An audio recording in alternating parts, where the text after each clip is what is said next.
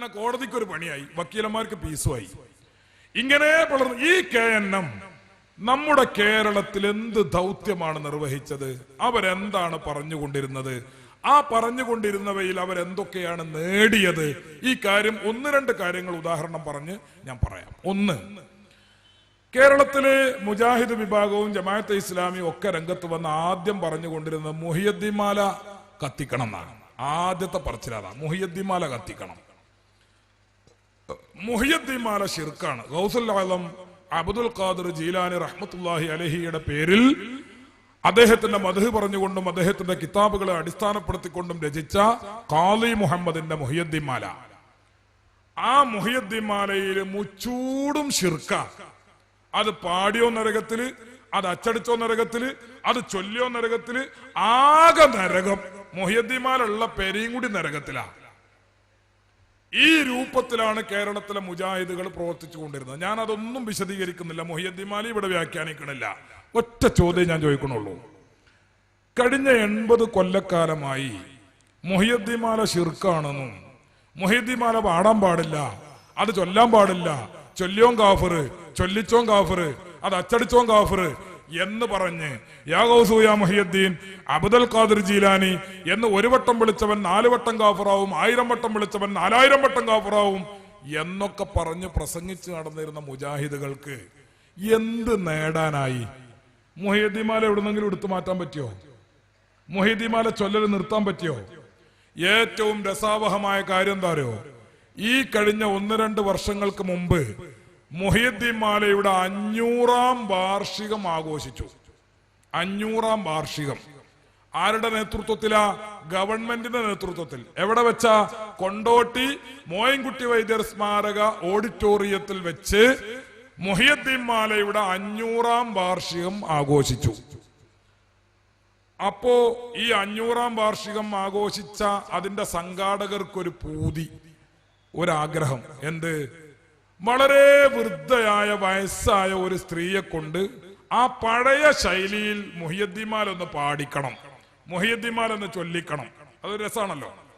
ആ വയസ്സായ, ഏറ്റവും നല്ല വയസ്സായ ഒരു സഹോദരി മുഹിയുദ്ദീൻ മാല പാടിക്കൊണ്ടായിരിക്കണം ഈ ചടങ്ങ് തുടങ്ങേണ്ടത് എന്ന് ഗവൺമെന്റിന്റെ നേതൃത്വത്തിൽ നടക്കുന്ന ആ ചടങ്ങിന്റെ സംഘാടകർ തീരുമാനിച്ചു.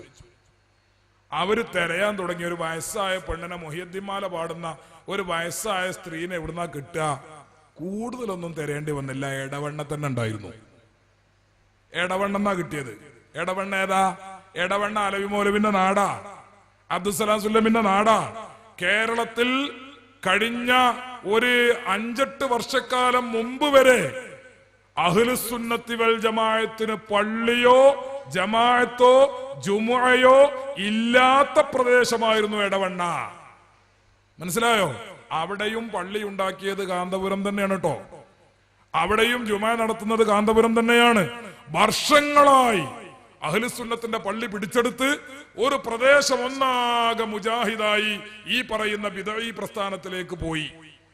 നവോത്ഥാനം വിജയിച്ചു എന്ന് കൊട്ടിഘോഷിക്കപ്പെട്ട എടവണ്ണയിൽ നിന്നാണ് മുഹിയുദ്ദീൻ മാലയുടെ 500ാം വാർഷികത്തിന്റെ ചടങ്ങില് മുഹിയുദ്ദീൻ മാല പാടാൻ വേണ്ടി ആയിഷത്താത്തയെ കൊണ്ടുവന്നത്. ആര്? സംഘാടകര്. എവിടെ എത്തി നിങ്ങളെ നവോത്ഥാനം? ഇത് മുഹിയുദ്ദീൻ ഷെയ്ഖിന്റെ കറാമത്ത് അല്ലെങ്കിൽ പിന്നെ ഏതാ കറാമത്ത്? 500ാം വാർഷികം ആഘോഷിക്കാൻ വേണ്ടി സംഘാടകര് തെരഞ്ഞു നടക്കുക പാടുന്ന ആൾക്കാരെ എത്ര ഉണ്ട്? നാട്ടിന്റെ ഏതൊക്കെ ഭാഗത്തുണ്ട്? പക്ഷെ കിട്ടിയത് എടവണ്ണെന്നാണ്. അങ്ങനെ എടവണ്ണെന്ന് ഈ നവോത്ഥാനത്തിന്റെ ഈ കേന്ദ്രത്തിൽ നിന്ന് കൊണ്ടുവന്ന ആ സ്ത്രീ മുഹിയുദ്ദീൻ മാല പാടിക്കൊണ്ടാണ് ആ ചടങ്ങ് ആരംഭിച്ചത്. സംഭവിച്ചത് നവോത്ഥാനമോ അതോ പതനമോ? ഇതാ മുഹിയുദ്ദീൻ മാലന്റെ കഥ. അത് എവിടെ എത്തിയില്ല എന്ന് മാത്രമല്ല, ഇപ്പത്തെ ഒരു രൂപം എന്താണെന്ന് ചോദിച്ചാൽ മുഹിയുദ്ദീൻ മാലയ്ക്ക് എങ്ങനെയാണ് പിന്നെ പഴയ ആ രൂപങ്ങൾ വിട്ടിട്ട് ഇപ്പൊ മുഹിയുദ്ദീൻ മാലയുടെ പേരിൽ വലിയ മജ്ലിസുകൾ സംഘടിപ്പിക്കപ്പെട്ടുകൊണ്ടിരിക്കുകയാണ്. മാല പാടാനും ബുറുദ ചൊല്ലാനും ഒക്കെ ഇന്ന് മജ്ലിസുകളാണ്. പണ്ട് ബുറുദ നമ്മൾ കേട്ടിരുന്നത് എവിടുന്നാ? വയല് തുടങ്ങണ സമയത്ത് 4 മൂലയമാറ്റുകൾ കൂടിയിട്ട് അല്ലെങ്കിൽ മൊല്ലാക്കാർ കൂടിയിട്ട് ഇങ്ങനെ 4 വരി ചെല്ലണ ആ ഒരു ബുറുദ നമ്മൾ മുമ്പ് കേൾക്കലുള്ളൂ അല്ലേ? മുജാഹിദ് വന്നപ്പോ സംഭവം ശരിയാട്ടോ, നവോത്ഥാനം സംഭവിച്ചു. കാരണം എന്താ, വീണിടത്തുനിന്ന് എഴുന്നേൽപ്പിക്കലുള്ള നവോത്ഥാനം. ബുറുദിയും കാര്യങ്ങളൊക്കെ മുഹിയുദ്ദീൻ മാലിയൊക്കെ അതിങ്ങനെ ഒരു ചടങ്ങായി വീട്ടിന്റെ അകത്തും അടുക്കളയിലും നിസ്കാരപ്പായിലും ഒക്കെ ഒതുങ്ങിയിരുന്നു. ബുറുദ നമ്മളെ വല്യന്മാര് ഇഷാമാരിബിന്റെ ഇടയിൽ ബുറുദയല്ലും, ഇഷാമാരിബിന്റെ ഇടയിൽ ആ നിസ്കാരപ്പായി തന്നെ കുത്തിർന്ന് അവിടുന്ന് തന്നെ അവര് മുഹിയുദ്ദീൻ മാല ചൊല്ലും. അങ്ങനെ അടുക്കളയിലും പൂമുഖത്തൊക്കെ ഒതുങ്ങിയിരുന്ന മുഹിയുദ്ദീൻ മാലയും ബുറുദിയും ഒക്കെ അതിങ്ങോട്ട് ജനകീയവൽക്കരിച്ചു അല്ലേ. ഇപ്പൊ ബുറുദയുടെ മജ്ലിസിൽ 10,000-ങ്ങളല്ലേ ഒത്തുകൂടുന്നത്. മുഹിയുദ്ദീൻ മാല ചൊല്ലുന്നിടത്ത് 10,000-ങ്ങളല്ലേ ഒത്തുകൂടുന്നത്. സ്വലാത്തിന്റെ മജ്ലിസിൽ പഴയ കാലത്തെ സഹോദരങ്ങൾ ഇപ്പൊ ഞമ്മക്കൊക്കെ അറിയണല്ലേ, നമ്മളെ പള്ളിക്ക് ഒരു സ്വലാത്ത് ഉണ്ടെങ്കിൽ ആ സ്വലാത്തിൽ എത്ര ആൾക്കാരുണ്ടാകുക? കുറച്ച് വയസ്സന്മാരും അപ്പുറത്തുനിന്നും ഇപ്പുറത്തുനിന്നൊക്കെ വരുന്ന കുറച്ച് പെണ്ണുങ്ങളും പിന്നെ പള്ളിയിൽ മുത്താലിമീങ്ങൾ ഉണ്ടെങ്കിൽ അവരും. ഇങ്ങനൊക്കെ ആയിരുന്നു. ഇന്ന് കേരളത്തിൽ ഏറ്റവും കൂടുതൽ ജനങ്ങൾ ഒത്തുകൂടുന്ന മജ്ലിസ് സ്വലാത്തിന്റെ മജ്ലിസാ. നവോത്ഥാനം ഉണ്ടായി, പക്ഷെ നേരെ തല തിരിഞ്ഞാണെന്ന് മാത്രം. നിങ്ങൾ എന്തുദ്ദേശിച്ചോ അത് നടന്നില്ല. മുജാഹിദ് എന്തുദ്ദേശിച്ചോ അത് നടന്നില്ല. അതിന്റെ നേരെ തിരിച്ചാ നവോത്ഥാനം ഉണ്ടായത്. അതെന്താ കാരണം? അത് കാരണം നിങ്ങളുടെ ഈ കുൽസിത പ്രവർത്തനങ്ങൾ, കുതന്ത്രങ്ങൾ അത് മുസ്ലിം പണ്ഡിതന്മാരെ ഉണർത്തി.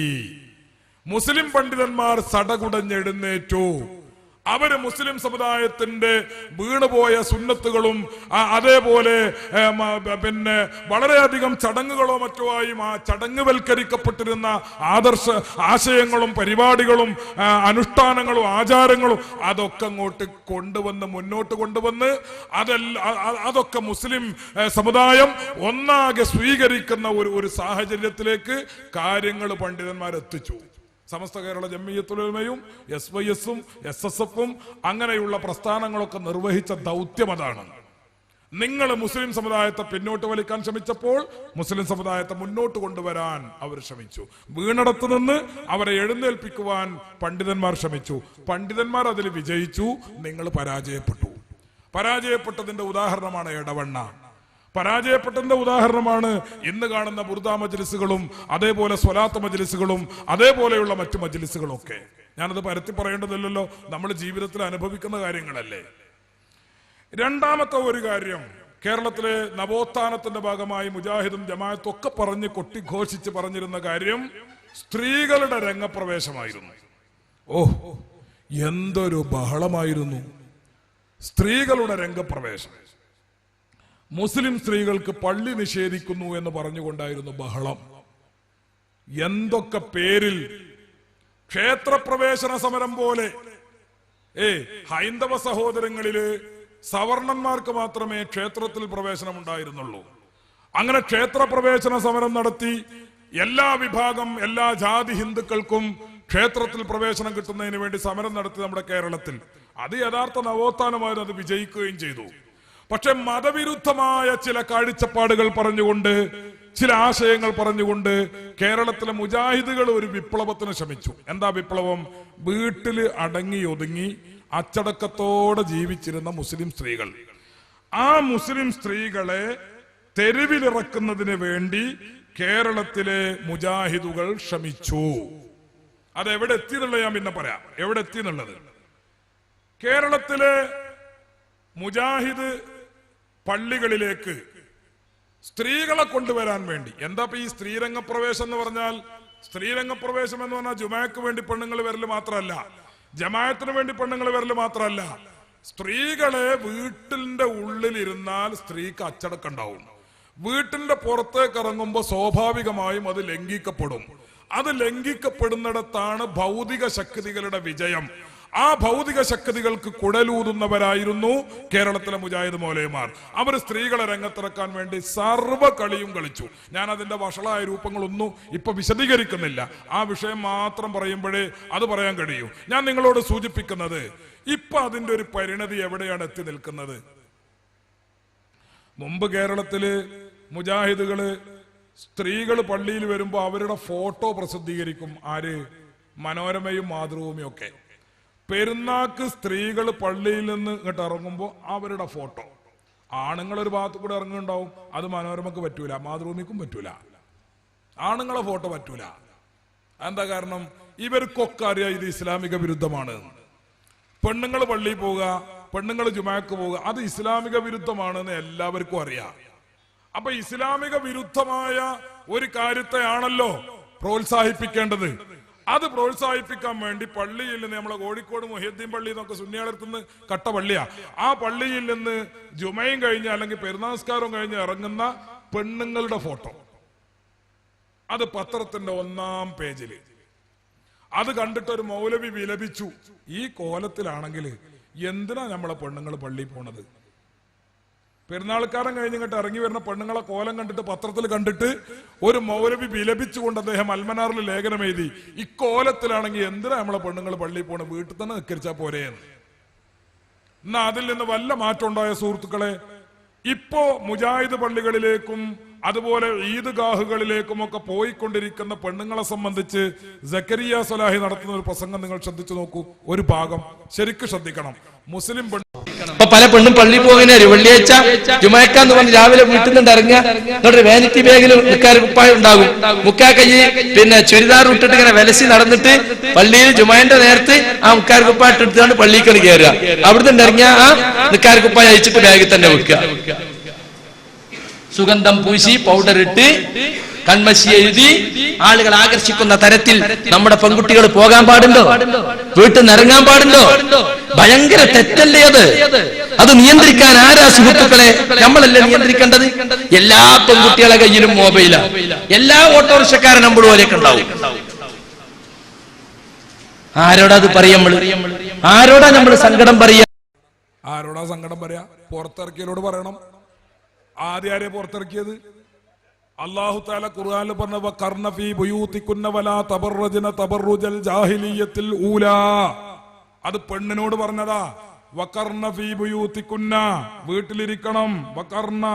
വഖർന ഫീ ബുയൂതികുന്ന, നിങ്ങൾ വീടുകളിൽ ഇരിക്കണം എന്ന് അല്ല പറഞ്ഞതാ.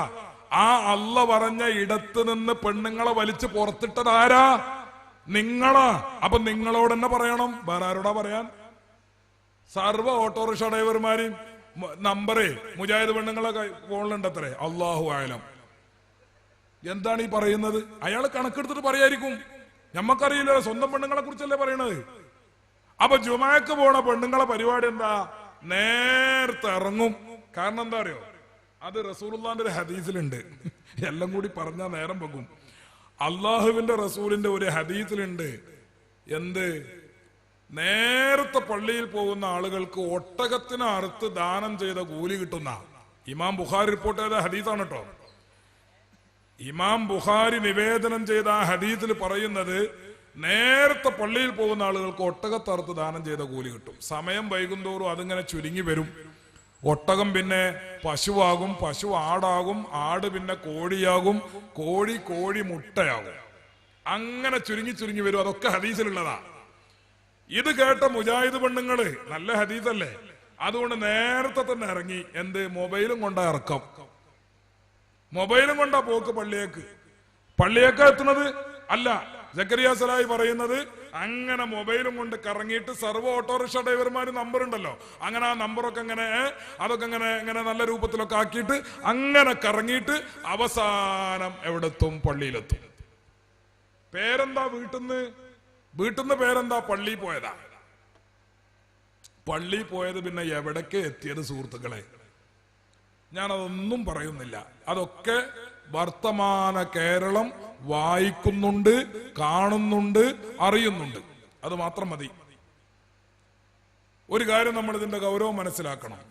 അള്ളാഹുവിന്റെ ഖുർആൻ സ്ത്രീകള് പള്ളിയിൽ പോകണം എന്ന് പറഞ്ഞിട്ടില്ല. പരിശുദ്ധ ഖുർആൻ പറഞ്ഞത് വല്ലദീന ഇത്തഖദൂ മസ്ജിദൻ ളിറാറൻ വകുഫ്റൻ വതഫരീഖൻ ബൈനൽ മുഅ്മിനീന വഇർസാദൻ ലിമൻ ഹാറബല്ലാഹ വറസൂലഹു മിൻ ഖബൽ വലയഹ്ലിഫുന്ന ഇൻ അറദ്നാ ഇല്ലൽ ഹുസ്നാ വല്ലാഹു യശ്ഹദു ഇന്നഹും ലകാദിബൂൻ. അല്ലാഹുവിന്റെ ഖുർആൻ പറഞ്ഞു വല്ലദീന ഇത്തഖദൂ മസ്ജിദൻ ളിറാറൻ വകുഫ്റൻ വതഫരീഖൻ ബൈനൽ മുഅ്മിനീൻ. എന്താ ഈ ആയത്തിറങ്ങാനുള്ള കാരണം? ഈ ആയത്തിറങ്ങാനുള്ള കാരണം അന്ന് മദീനയില് റസൂലുള്ളാഹിയുടെ നേതൃത്വത്തിൽ ഉള്ള പള്ളി, മസ്ജിദുൻ നബവി, മസ്ജിദ് ഖുബാ ഒക്കെ പള്ളി അവിടെ മദീനത്തുണ്ട്. ആ പള്ളിക്ക് സമാന്തരം സൃഷ്ടിച്ചുകൊണ്ടൊരു പുതിയ പള്ളി അന്നത്തെ മറ്റേ കൂട്ടരുണ്ടാക്കി. അന്നത്തെ മുനാഫിക്കീങ്ങൾ ഒരു പുതിയ പള്ളി, ആ പള്ളി ഉണ്ടാക്കിയിട്ട് റസൂലുള്ളാഹിനോട് അതിന്റെ ഉദ്ഘാടനം ചെയ്യാൻ പറഞ്ഞു. കാരണം നബി ഉദ്ഘാടനം ചെയ്തെങ്കിലല്ലേ ആൾക്കാരേക്ക് കയറുള്ളൂ. അതുകൊണ്ട് റസൂലുള്ളാഹിനോട് ഉദ്ഘാടനം ചെയ്യാൻ പറഞ്ഞു. അള്ളാഹുവിന്റെ റസൂല് പള്ളിയല്ലേ, ഞാൻ വരാമെന്ന് പറഞ്ഞു. പക്ഷേ അദൃശ്യ കാര്യങ്ങൾ, മറഞ്ഞ കാര്യങ്ങൾ അള്ളാഹുവിന്റെ റസൂലിന് അതത് സമയത്ത് എത്തിച്ചു കൊടുക്കുന്ന ബഹുമാനപ്പെട്ട ജിബ്രീൽ അലൈഹിസ്സലാം ഇറങ്ങി വന്നുകൊണ്ട് അള്ളാഹുവിന്റെ റസൂലിനോട് പറഞ്ഞു, വല്ലദീനത്തഖദൂ മസ്ജിദൻ ളിറാറൻ വകുഫറൻ വതഫരീഖൻ ബൈനൽ മുഅ്മിനീൻ വഇർസാദൻ ലിമൻ ഹാറബല്ലാഹ വറസൂലഹു മിൻ ഖബൽ വലയഹ്ലിഫുന്ന ഇൻ അറദ്നാ ഇല്ലൽ ഹുസ്നാ വല്ലാഹു യശ്ഹദു ഇന്നഹും ലകാദിബൂൻ ലാ തഖും ഫീഹി അബദാ ലമസ്ജിദുൻ ഉസ്സിസ അലാ തഖ്വാ മിൻ അവ്വലി യൗമിൻ അഹഖു അൻ തഖൂമ ഫീഹി റിജാലുൻ യുഹിബ്ബൂന അൻ യതതഹറു വല്ലാഹു യുഹിബ്ബുൽ മുത്തഹിരീൻ. അല്ലാഹുവിന്റെ ഖുർആൻ മുസ്ലിം പള്ളികളിൽ ആരാണ് വരേണ്ടത്, ജുമാഅക്കാര് വരണം, ജമാഅത്തിനാര് വരണം, പള്ളിയിൽ നിസ്കരിക്കാൻ ആരാണ് വരേണ്ടത് എന്ന് സവിസ്തരം പ്രതിപാദിക്കുന്ന ഖുർആൻ വചനം അവിടെ ഇറങ്ങി. നേരത്തെ പറഞ്ഞ പള്ളി ഉണ്ടല്ലോ, ആ പള്ളിയെ നല്ലതുപോലെ ഒന്ന് പരിചയപ്പെടുത്തി. എന്താ പറഞ്ഞത്? വല്ലദീനത്തഖദൂ മസ്ജിദൻ ളിറാറൻ. എടങ്ങേറിന്റെ പള്ളി ഉണ്ടാക്കണ കൂട്ടര് തുടങ്ങിയത് തന്നെ അങ്ങനെ. കാരണം ഈ പള്ളി എടങ്ങേറിന്റെ പള്ളിയാണല്ലോ. മസ്ജിദ് നബവി അവിടെ ഉണ്ട്, മസ്ജിദ് ഖുബാഉ ഉണ്ട്, മുസ്ലിമീങ്ങൾ അള്ളാഹുവിന്റെ റസൂലിന്റെ നേതൃത്വത്തിൽ നിസ്കരിച്ചു കൊണ്ടിരിക്കുന്നു, ജുമായുണ്ട്, ജമാഅത്തുണ്ട്, എല്ലാം വളരെ ഭംഗിയായി നടന്നുകൊണ്ടിരിക്കുന്നു. അപ്പോൾ ആ പള്ളിക്ക് സമാന്തരം സൃഷ്ടിച്ചുകൊണ്ട് മറ്റൊരു പള്ളി, അങ്ങനെയുള്ളപ്പോ നമ്മുടെ നാട്ടിലൊക്കെ ഉള്ളത്, അങ്ങനെ മറ്റൊരു പള്ളി. ആ പള്ളിയെ സംബന്ധിച്ച് ഖുർആൻ പറഞ്ഞത് അത് മസ്ജിദുൽ ളിറാർ, അത് ഇടങ്ങേറുണ്ടാക്കണ പള്ളിയാ, കുഴപ്പുണ്ടാക്കണ പള്ളിയാ എന്ന് പറഞ്ഞിട്ട് ഖുർആൻ പറഞ്ഞു, വതഫരീഖൻ ബൈനൽ മുഅ്മിനീൻ. അല്ലാഹുവിന്റെ നബിയെ, ആ പള്ളി അവര് നിർമ്മിച്ചിരിക്കുന്നത് ലക്ഷ്യം നല്ലതല്ല, പിന്നെയോ മുസ്ലിമീങ്ങളെ ഭിന്നിപ്പിക്കുകയാണ് ലക്ഷ്യം. തറവാട് പള്ളി മസ്ജിദുൻ നബവി അവിടെ ഉണ്ട്, അള്ളാന്റെ റസൂൽ തന്നെ സ്ഥാപിച്ച മസ്ജിദ് ഖുബാ ഉണ്ട്. അതിലേക്കൊക്കെ പോയിക്കൊണ്ടിരിക്കുന്ന മുസ്ലിമീങ്ങള് അവരുടെ ജമാഅത്ത് ഭിന്നിപ്പിക്കുക, അവരുടെ ജുമുഅ ഭിന്നിപ്പിക്കുക, അവരെ കഷണം കഷണമാക്കി മുറിക്കുക, അതാണ് ഈ പള്ളിയുടെ ലക്ഷ്യം. അള്ളാഹുവിന്റെ ഖുർആൻ പറയുന്നു അത് മസ്ജിദുൽ ളിറാറാണ്. കഴിഞ്ഞില്ല, ഖുർആൻ പറഞ്ഞു വലയഹ്ലിഫുന്ന. ആ പള്ളി ഉണ്ടാക്കിയ ആൾക്കാർ സത്യം ചെയ്ത് പറയും, എന്ത്? ഇൻ അറദ്നാ ഇല്ലൽ ഹുസ്നാ, നന്മ ഇസ്ലാഹ് അല്ലാതെ ഞങ്ങൾ ഒന്നും ഉദ്ദേശിക്കണില്ല. ഞങ്ങൾ പള്ളി ഉണ്ടാക്കുമ്പോ ഈ മൂന്നാമത്തെ പള്ളി ഉണ്ടല്ലോ, ഈ പള്ളി കൊണ്ട് ഞങ്ങളുടെ ലക്ഷ്യം നന്മ മാത്രമാണ് എന്നവർ പറയും. ഞങ്ങൾ ഇസ്ലാഹി പ്രവർത്തകന്മാരാണ് എന്നൊക്കെ പറയും. അള്ളാഹുവിന്റെ ഖുർആൻ പറയുന്നു, എന്നാൽ വല്ലാഹു യശ്ഹദു ഇന്നഹും ലകാദിബൂൻ. നബിയേ, അങ്ങ് മനസ്സിലാക്കിക്കൊള്ളണം, അള്ളാഹു സാക്ഷ്യപ്പെടുത്തുന്നു, ഇന്നഹും ലകാദിബൂൻ, അവര് കള്ളന്മാരാണ്, അവര് കളവാണ് പറയുന്നത്, അവരുടെ ലക്ഷ്യം ഭിന്നിപ്പുണ്ടാക്കലാണ്, അനൈക്യമുണ്ടാക്കലാണ്. ഇതൊക്കെ പറഞ്ഞ് പള്ളിയെ നല്ലതുപോലെ തോല് പൊളിച്ചാണ് കാണിച്ചു കൊടുത്തിട്ട് റസൂലുള്ളാഹിനോട് അള്ളാഹുവിന്റെ ഖുർആൻ പറഞ്ഞു, എന്ത്? ലാ തഖും ഫീഹി അബദാ, ലാ തഖും ഫീഹി അബദാ. ആ പുതിയ പള്ളി ഉണ്ടല്ലോ മസ്ജിദുൽ ളിറാർ, അതിൽ തങ്ങൾ നിസ്കരിക്കാൻ പാടില്ല, ആ പള്ളിയിൽ തങ്ങൾ നിസ്കരിക്കാൻ പാടില്ല, അത് തങ്ങൾ ഉദ്ഘാടനം ചെയ്യാനും പാടില്ല. അപ്പൊ പിന്നെ ഞാൻ എവിടെ നിസ്കരിക്കേണ്ടത്? ഒരു ചോദ്യം അവിടെ ഉണ്ട്. ആ പള്ളിയിൽ പോകാൻ പാടില്ലെങ്കിൽ പിന്നെ ഞാൻ ഏത് പള്ളിയിൽ പോകണം എന്ന ചോദ്യമുണ്ടല്ലോ.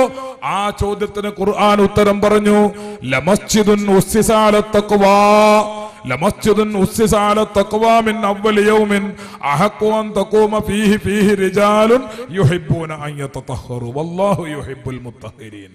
ലമസ്ജിദുൻ ഉസ്സിസ അലാ തഖ്വാ, തഖ്വക്ക് വേണ്ടി നിർമ്മിക്കപ്പെട്ട പള്ളി, പടച്ചോനെ പേടിച്ചുണ്ടാക്കിയ പള്ളി, അത് എത്രനായാലും വേണ്ടില്ല. അള്ളാനെ പേടിച്ചുണ്ടാക്കണ പള്ളി അത് എത്രയും ഉണ്ടാക്കാം. അതൊരു അങ്ങാടി തന്നെ ജനങ്ങളുടെ സൗകര്യങ്ങൾക്കനുസരിച്ച് എത്രയും ഉണ്ടാക്കാം, ഒരു മഹലിൽ എത്രയും ഉണ്ടാക്കാം. പടച്ചോനെ പേടിച്ചായിരിക്കണം.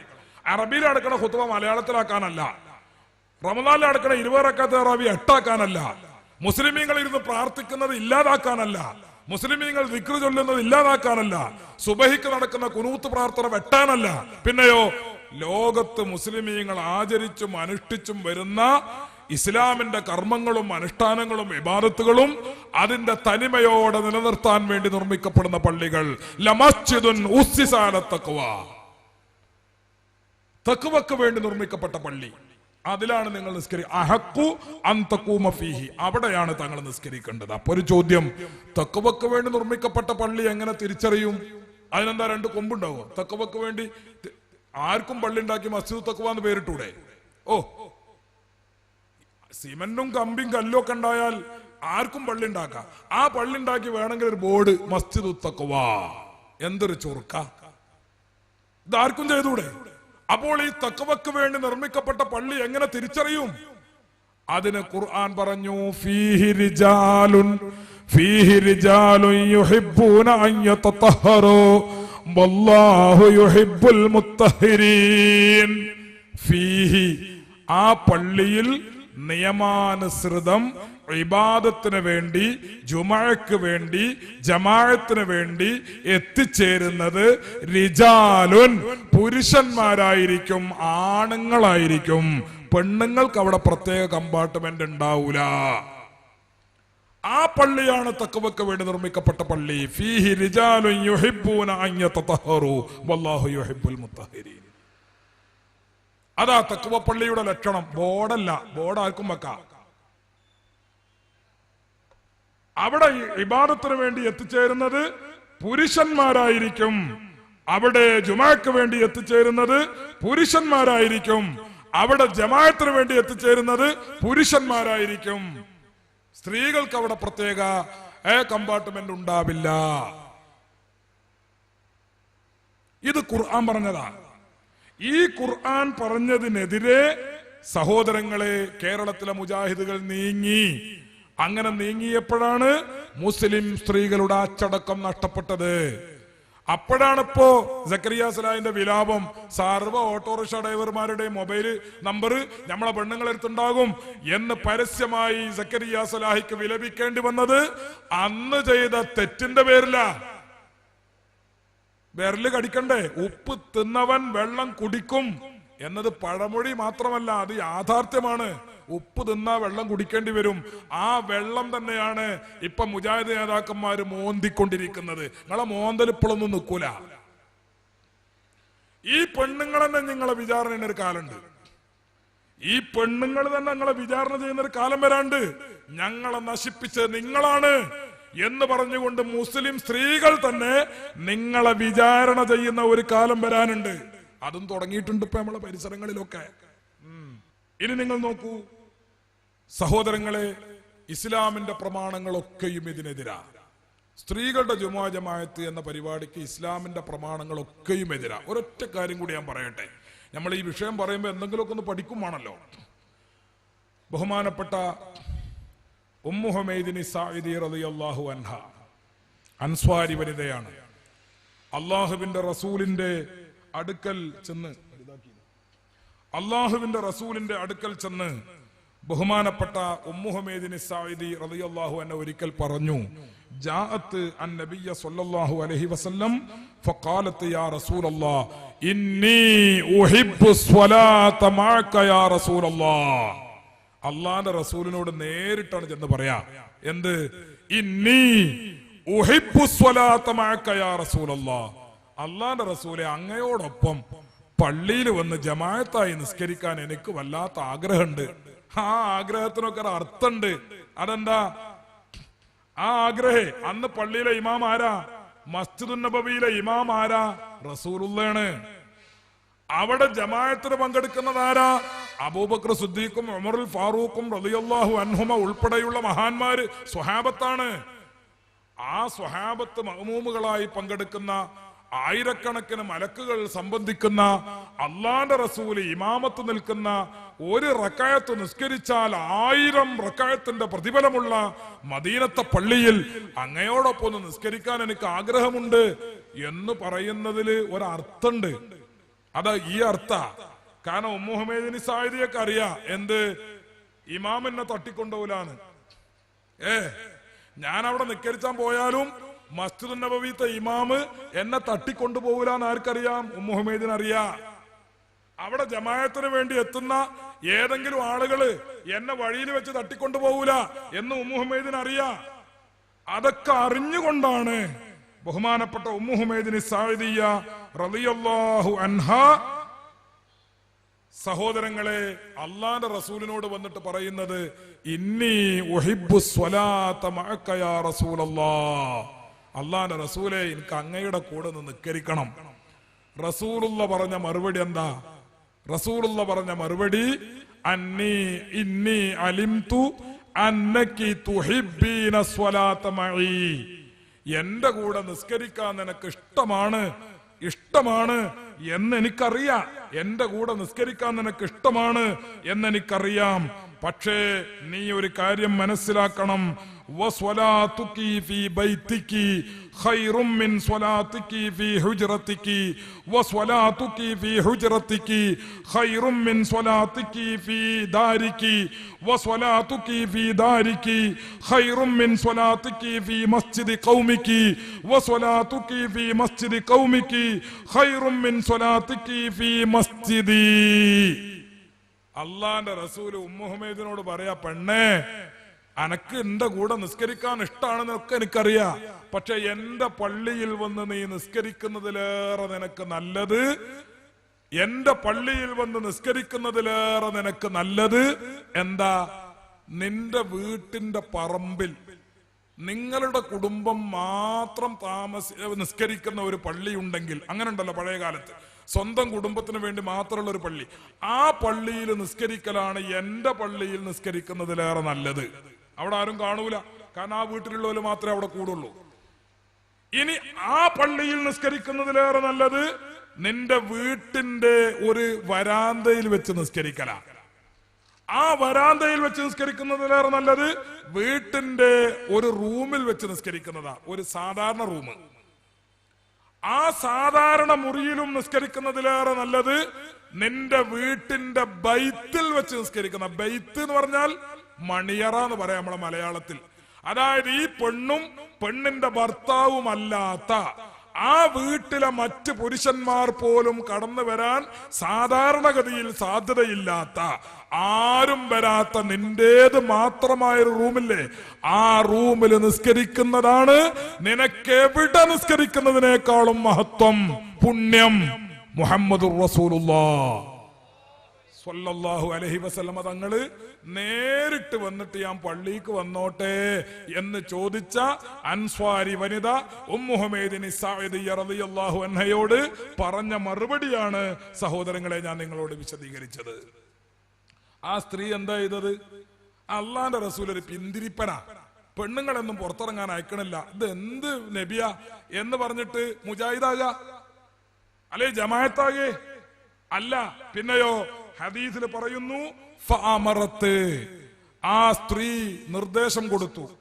അങ്ങനെ നിർദ്ദേശപ്രകാരം ഫബുനിയ ലഹാ മസ്ജിദുൻ ഫീ അഖ്സാ ശൈഇൻ മിൻ ബൈതിഹാ, വീട്ടിന്റെ അങ്ങേ അറ്റത്ത് എന്ന് പറഞ്ഞാൽ ആരും കടന്നു വരാത്ത ഒരു ഇരുട്ട് മുറിയിൽ ഒരു പ്രത്യേക ഭാഗം ഒരു നിസ്കരിക്കാനുള്ള ഒരു മുസല്ലയാക്കി നിശ്ചയിച്ച് അവിടെയായിരുന്നു ഉമ്മു ഹുമൈദിന് സാഇദിയ്യ റളിയല്ലാഹു അൻഹാ മരിക്കുന്നത് വരെ നിസ്കരിച്ചത്.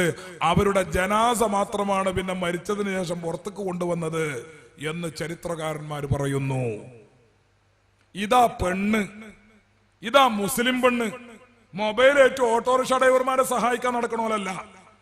എന്തിന്റെ പേരിലാ പുറത്തിറങ്ങിയത്?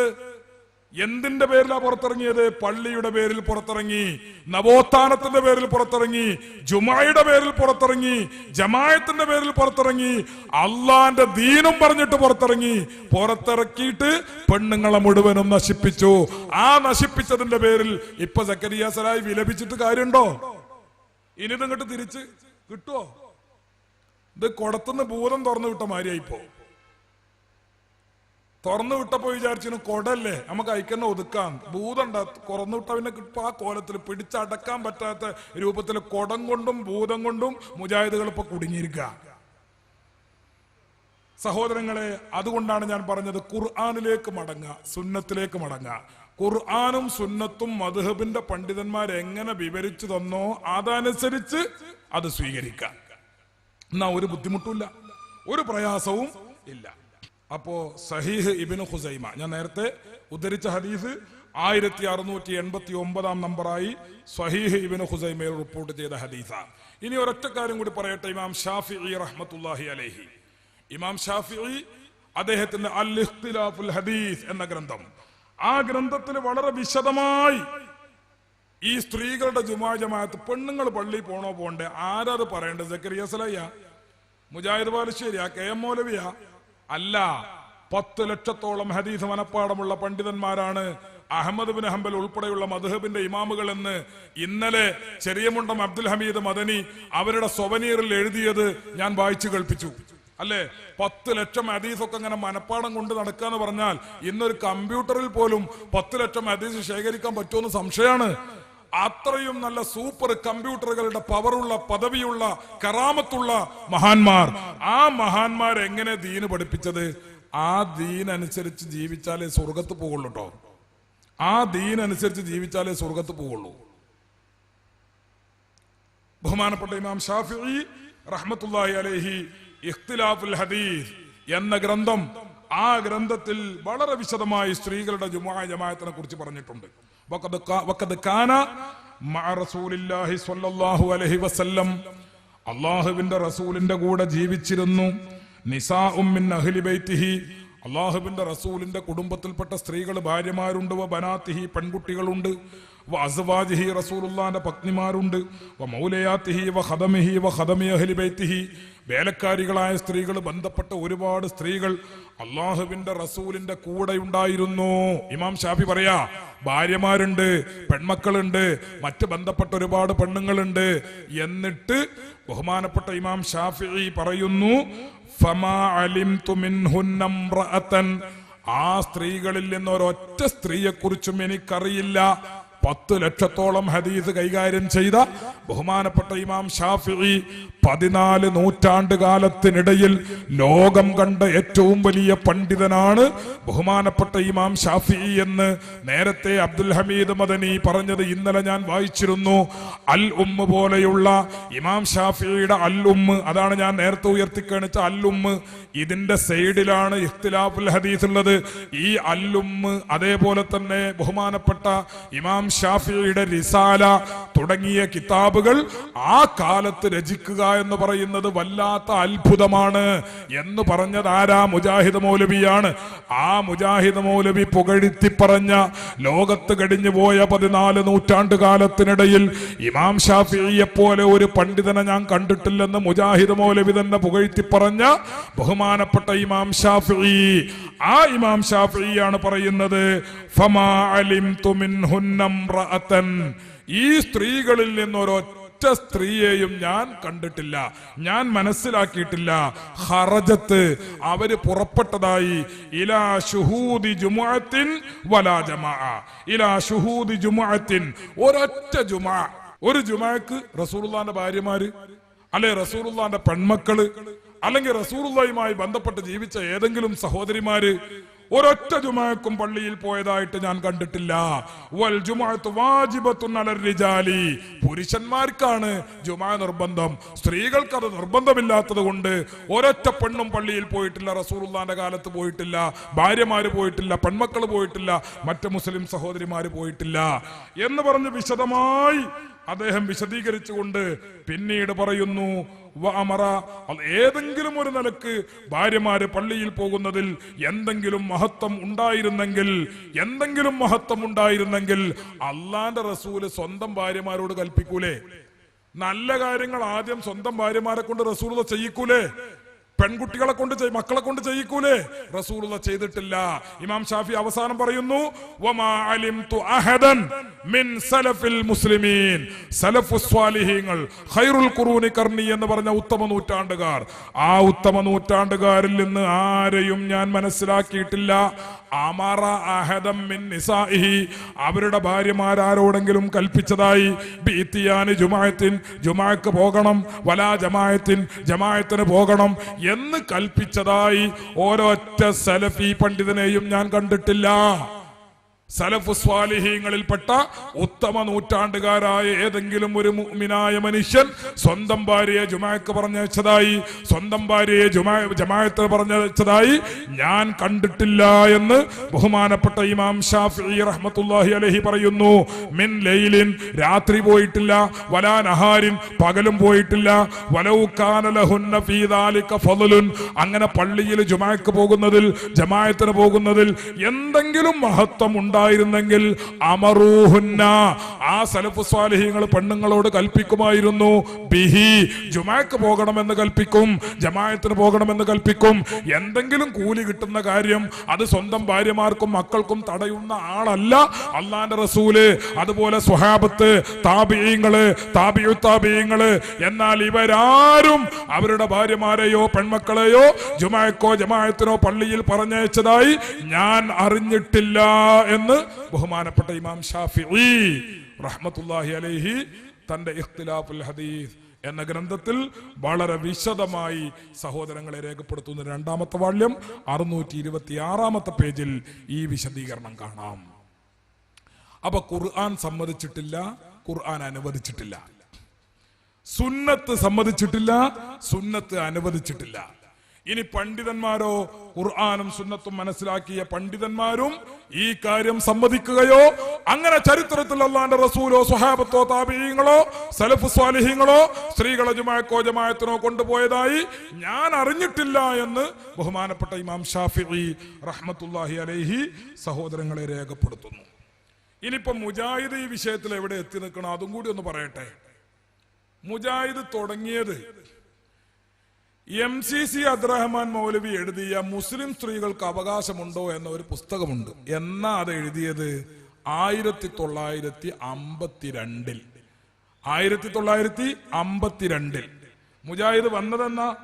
മുജാഹിദ് വന്നത് 1920-കൾക്ക് ശേഷം. 1920-കളിൽ പ്രവർത്തനം ആരംഭിച്ച മുജാഹിദ് അന്ന് സ്ത്രീകൾക്ക് ജുമാ വേണമെന്ന് പറഞ്ഞോ? ഇല്ല. 30-ൽ പറഞ്ഞോ? ഇല്ല. 40-ൽ പറഞ്ഞോ? ഇല്ല. 50-ൽ പറഞ്ഞോ? ഇല്ല.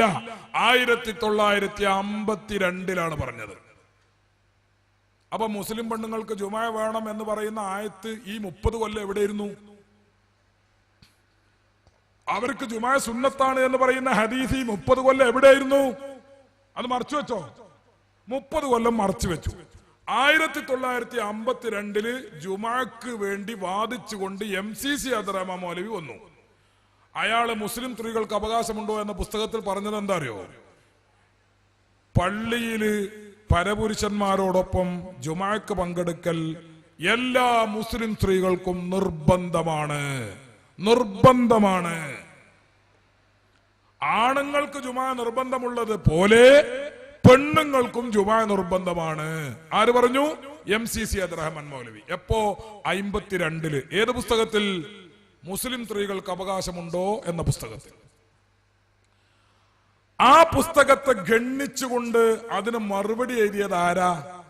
സമസ്തന്റെ ആലിമീങ്ങളല്ല, SYSന്റെ പ്രവർത്തകന്മാരല്ല. അവരൊക്കെ എതിർത്തിരുന്നു. പക്ഷേ അതിനെ രൂക്ഷമായി എതിർത്തുകൊണ്ട് രംഗത്ത് വന്നത് വെളിയങ്കോട് ഉമർ മൗലവിയാ. ഏതാ വെളിയങ്കോട് ഉമർ മൗലവി? കേരളത്തിലെ മുജാഹിദുകളുടെ പണ്ഡിത സംഘടനയുടെ പ്രസിഡന്റായിരുന്ന വെളിയങ്കോട് ഉമർ മൗലവി. അദ്ദേഹം മുജാഹിദുകളുടെ മുഖപത്രമായ അൽമനാർ മാസികയിൽ ഒരു തുടർ ലേഖനം പ്രസിദ്ധീകരിച്ചു. ആ ലേഖനത്തിൽ അദ്ദേഹം പറഞ്ഞു, മുസ്ലിം സ്ത്രീകൾക്ക് ജുമാ നിർബന്ധമില്ല. ജുമാ നിർബന്ധമുണ്ടെന്ന് MCC പറഞ്ഞത് കളവാണ് എന്ന് പറഞ്ഞ് സുദീർഘമായി എഴുതി. അതിൽ നിന്ന് അത് തെളിയിച്ചു തരുവാൻ അദ്ദേഹത്തിന് സാധിക്കുമോ? ആരാ വെല്ലുവിളിച്ചത്? വെളിയങ്കോട് ഉമർ മൗലവി. എന്താ വെല്ലുവിളിച്ചത്? ജുമാ നിർബന്ധമല്ല എന്ന് മാത്രമല്ല, സുന്നത്തുമില്ല. സുന്നത്തുണ്ടെന്ന് തെളിയിച്ചു തരുവാൻ MCCക്ക് സാധിക്കുമോ? ഉമർ മൗലവിയുടെ വെല്ലുവിളി. ആ ലേഖനത്തിൽ അദ്ദേഹം രസാവഹമായ മറ്റൊരു കാര്യം കൂടി പറഞ്ഞിരുന്നു. അതെന്താ? വളരെ പ്രതിബന്ധങ്ങളുള്ളവരാണ് സ്ത്രീകൾ. അവർക്ക് ആർത്തവരക്തമുണ്ടാകും. ആർത്തവരക്തമുണ്ടാകുന്നത് പള്ളിയിൽ വെച്ചായാൽ പള്ളി വൃത്തികേടാകുമെന്നത് മാത്രമല്ല, ആ നാണക്കേട് സഹിക്കുവാൻ അവർക്ക് സാധിക്കുകയില്ല. അവർ അത്രയും അബലകളും ചപലകളുമാണ്. ഉമർ മൗലവിന്റെ സാഹിത്യമാണ്. അവരത്രയും അബലകളും ചപലകളുമായതുകൊണ്ട് ആർത്തവരൊക്കെ ഇതൊക്കെ പള്ളിയിൽ നിന്നാ പുറപ്പെട്ടതെങ്കിൽ നാണക്കേടും പിന്നെ പള്ളി വൃത്തികേടാകലും എല്ലാം കൂടി ഉണ്ടാവും. അതുകൊണ്ട് ജുമാക്ക് പെണ്ണുങ്ങൾ വരണ്ടെന്നുള്ളതിനുള്ള ന്യായീകരണം അതാണ് ഉമർ മൗലവി പറയുന്നത് അൽമനാർ മാസികയിൽ. ഇപ്പൊ എത്രനായി? 30 വരെ ഒന്നുമില്ല കേട്ടോ. 1950 വരെ 20 മുതൽക്ക് 20-ലില്ല, 30-ലില്ല, 40-ലില്ല, 50-ലുമില്ല. 52-ല് ആണ് മുസ്ലിം സ്ത്രീകൾക്ക് ജുമാ നിർബന്ധമാണ് എന്ന വാദം വന്നത്. അപ്പൊ തന്നെ ഉമർ മൗലവി വാളും കത്തിയും പേനയും ഒക്കെ എടുത്തിട്ട് ഇറങ്ങിയിട്ട് പറഞ്ഞു, പാടില്ല, ജുമാ നിർബന്ധമല്ല എന്ന് മാത്രമല്ല സുന്നത്തുമില്ല. അങ്ങനെ ഇമാമുകളുടെ കിതാബിൽ പറഞ്ഞിട്ടില്ല. പറഞ്ഞിട്ടുണ്ടെങ്കിൽ MCC തെളിയിക്കട്ടെ എന്ന് പറഞ്ഞ് വെല്ലുവിളിച്ചു. 1978-ലെത്തി. അതായത് ഒരു 10-20 കൊല്ലം അങ്ങോട്ട് കഴിഞ്ഞപ്പോ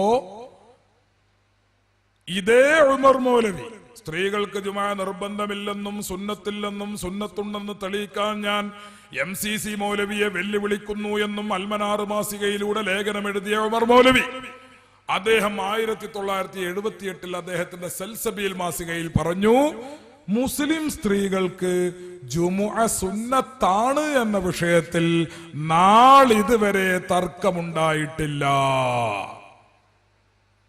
പിന്നെ നേരത്തെ ഉണ്ടായതോ അത് മൗലവിമാരുടെ കിർക്ക് എന്ന് പറയും. ഇവർ രണ്ടുപേരും കൂടി തർക്കിച്ചതോ ജുമാ നിർബന്ധാണ്, നിർബന്ധമല്ല, സുന്നത്താണ്, സുന്നത്തില്ല എന്ന് പറഞ്ഞ ഉമർ മൗലവിയും MCC മൗലവിയും വേണ്ട വക്കാണം. അങ്ങോട്ടും ഇങ്ങോട്ടും അന്ന് മലയാളത്തിൽ കിട്ടാവുന്ന എല്ലാ പദങ്ങളും ഇവര് പ്രയോഗിച്ചിട്ടുണ്ട്. അത് അന്നത്തെ അൽമനാറും അതേപോലെ ഇയാളുടെ പുസ്തകമൊക്കെ വായിച്ചാൽ മനസ്സിലാകും. അന്ന് മലയാളത്തിൽ കിട്ടാവുന്ന നല്ല നല്ല സാഹിത്യങ്ങളൊക്കെ രണ്ട് മൗലവിമാരും അങ്ങോട്ടും ഇങ്ങോട്ടും പ്രയോഗിച്ചിട്ടുണ്ട്. അങ്ങനെ പ്രയോഗിച്ച് പരസ്പരം എതിർത്ത ഉമർ മൗലവി 78-ലെത്തിയപ്പോൾ പറഞ്ഞു, മുസ്ലിം സ്ത്രീകൾക്ക് ജുമാ സുന്നത്താണ് എന്ന കാര്യത്തിൽ തർക്കമില്ല. ഞാന് മൗലവിമാർക്ക് എന്തും പറയാം, പക്ഷെ നമുക്കൊരു ലളിതമായ ചോദ്യമുണ്ട്. 1952 ജുമാ നിർബന്ധമാണ് എന്ന് പറഞ്ഞപ്പോ അന്ന് വരെ ഇല്ലാത്ത ഖുർആൻ ആയത്ത് മുജാഹിദുകൾക്ക് കിട്ടിയോ? ഹദീസ് കിട്ടിയോ? 1400 കൊല്ലം മുസ്ലിമീങ്ങൾ ഇവിടെ ജീവിച്ചിട്ടില്ലേ? മുസ്ലിം പള്ളികൾ കൊടുങ്ങല്ലൂരിലും കാസർഗോഡും ശ്രീകണ്ഠപുരത്തും മാടായിലുമൊക്കെ പള്ളികളില്ലേ? ആ പള്ളികൾ സ്വഹാബത്ത് സ്ഥാപിച്ചതല്ലേ? ആ സ്വഹാബത്ത് സ്ഥാപിച്ച പള്ളികളിലൊക്കെ ജുമാ നടക്കുന്നില്ലേ? അന്നും ജുമായില്ലേ? ഇന്നും ജുമായില്ലേ? അവിടെ സ്ത്രീകളുണ്ടോ? ജുമായക്കുണ്ടോ? ജമായത്തിനുണ്ടോ? ഇല്ലല്ലോ. പിന്നെ ഇവരൊന്നും ചെയ്യാത്തൊരു ജുമാ തുടങ്ങുമ്പോ ഒരു പുതിയ ആയത്ത് കിട്ടണ്ടേ? പുതിയ ഹദീസ് കിട്ടണ്ടേ? അതേത്? ഷാഫി ഇമാമിന് തിരിയാത്തൊരായത്ത്, സൈനുദ്ദീൻ മഖ്ദൂമിന് തിരിയാത്ത ആയത്ത്, ഉമർ ഖാലിക്കും അമ്പുറം തങ്ങൾക്കും തിരിയാത്ത ആയത്ത്, ലോകത്തൊരു മുസ്ലിമിനും തിരിയാത്ത ആയത്ത്, 950 മുബൽക്കൊരായത്ത് ജുമാ നിർബന്ധാണ്. അപ്പത്തന്നെ ഉമർ മൗലവിക്ക് വേറൊരു ആയത്ത് ജുമാ നിർബന്ധമല്ല. അപ്പോഴേക്ക് MCC മൗലവിക്ക് വേറൊരു ആയത്ത് ജുമാ സുന്നത്താണ്. അപ്പോഴേക്ക് ഉമർ മൗലവിക്ക് വേറെ ആയത്ത് ജുമാ സുന്നത്തുമില്ല. ഇങ്ങനെ ആയത്തുകൾ തമ്മിൽ ഇങ്ങനെ വടംവലി. ആ വടംവലി അവസാനിച്ച് ഒരു 10-20 കൊല്ലം അങ്ങോട്ട് കഴിഞ്ഞപ്പോൾ ഉമർ മൗലവിക്ക് വീണ്ടും ആയത്ത് എന്ത്?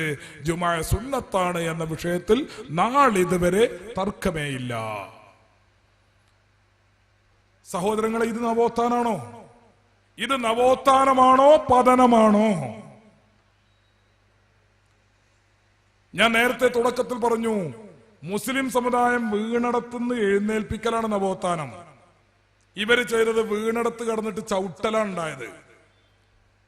എന്നിട്ട് മുസ്ലിം സ്ത്രീകളെ ഇപ്പോ ലാസ്റ്റ് ഇപ്പൊ എവിടെ എത്തി നിൽക്കുന്നത്? ചേലേമ്പ്രയിൽ വെച്ച്, നമ്മുടെ കോഴിക്കോട് ജില്ലയുടെ ഏതാണ്ട് അതിർത്തി ഭാഗത്ത് ചേലേമ്പ്ര, രാമനാട്ടുകരക്കടുത്ത ചേലേമ്പ്രയിൽ വെച്ച് കുറച്ച് വർഷങ്ങൾക്ക് മുമ്പ്, പിളരുന്നതിന് മുമ്പ്, ഒരു 10 വർഷം മുമ്പ്, പിളരുന്നതിന്റെയും മുമ്പ് മുജാഹിദുകൾ ഇന്ന് 2 ഗ്രൂപ്പിനും നേതൃത്വം നൽകുന്ന, 2 അല്ല 12 എന്ന് പറയാം, 12 ഗ്രൂപ്പിനും നേതൃത്വം നൽകുന്ന മൗലവിമാരൊക്കെ വന്നിരുന്നു വാദപ്രതിവാദത്തിന് വ്യവസ്ഥ ഉണ്ടാക്കാൻ.